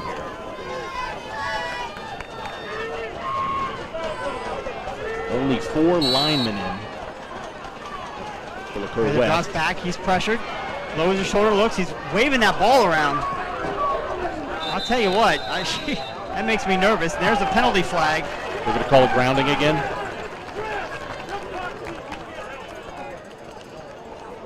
I don't know that I've ever seen, I don't remember a Colerain quarterback ever getting called for intentional grounding twice in the same game. And that's exactly what just happened. Also down intentional grounding on the Tyler Cardinals. Prather. So that's a 10-yard, is that a spot foul? Yes. So it's a 10-yard spot foul. Lost it down, so it'll be 4th down and 21. More than that. It doesn't matter. Doesn't matter. 35 seconds Yeah, left to play. Yeah. To get a first down, you have to 26. get to the 8.5-yard line. Right. So you basically just need enough time for Isaiah Myers, and you could expect Lakota West secondary here to drop back, and they do. Well, he hasn't had the time all night. Right. Even bringing 3 Look or at the 4. defense. 3 guys coming, and they still get to him and flush him out of the pocket. And there's an incomplete pass to number 2, Isaiah Myers, and that's going to be it with 28 seconds left to go in the game. The unthinkable has happened. The Lakota West Firebirds have come to Colerain, and they're going to beat the Colerain Cardinals by the final score of 10-0, ending the Colerain Cardinals really unbelievably, and it's record-setting. It's unmatched. It may never ever be matched again. 83 consecutive GMC victories dating back to a September loss against Middletown in 2008 on the road. We talked about it briefly before. You're not going to win every game forever. You can't do it. And honestly, this is exactly what Lakota West wanted when they hired Tom Bolden away from Colerain. This is exactly the kind of juice, as Tom would say, that Scott Kaufman, the AD at Lakota West, wanted. And that's exactly what he got. Tom Bolden has come back to Colerain, and he has beaten his alma mater, and he has beaten a team that just 2 years ago he took to the state championship game. And the Colerain Cardinals are going to start off the year 0-1 after having been shut out here at home. Lots of mistakes, lots to build on. Obviously, they've got a lot that they need to build on. Offensively, they got to turn it around because they go on the road next week against Oak Hills with another former Colerain player, right, Rodin? That's your final. And the final is now Once on the again, board. ladies and gentlemen, Lakota West 10, Colerain nothing. state So for Brian and regulations. Brandon Wyatt, we're going to go ahead and I'd wrap it like up. to Mike remind Ford here in the everyone booth to at please Waycross not Community congregate. Television. Thank you so much for tuning in. We'll Stands, do our very best to be walkways, or back parking online lots next at the week. Check conclusion of this game. VRCorey.com for updates. And for everyone Please signing wait for off, your thanks for child tuning and your in to call. tonight's broadcast. Thank you.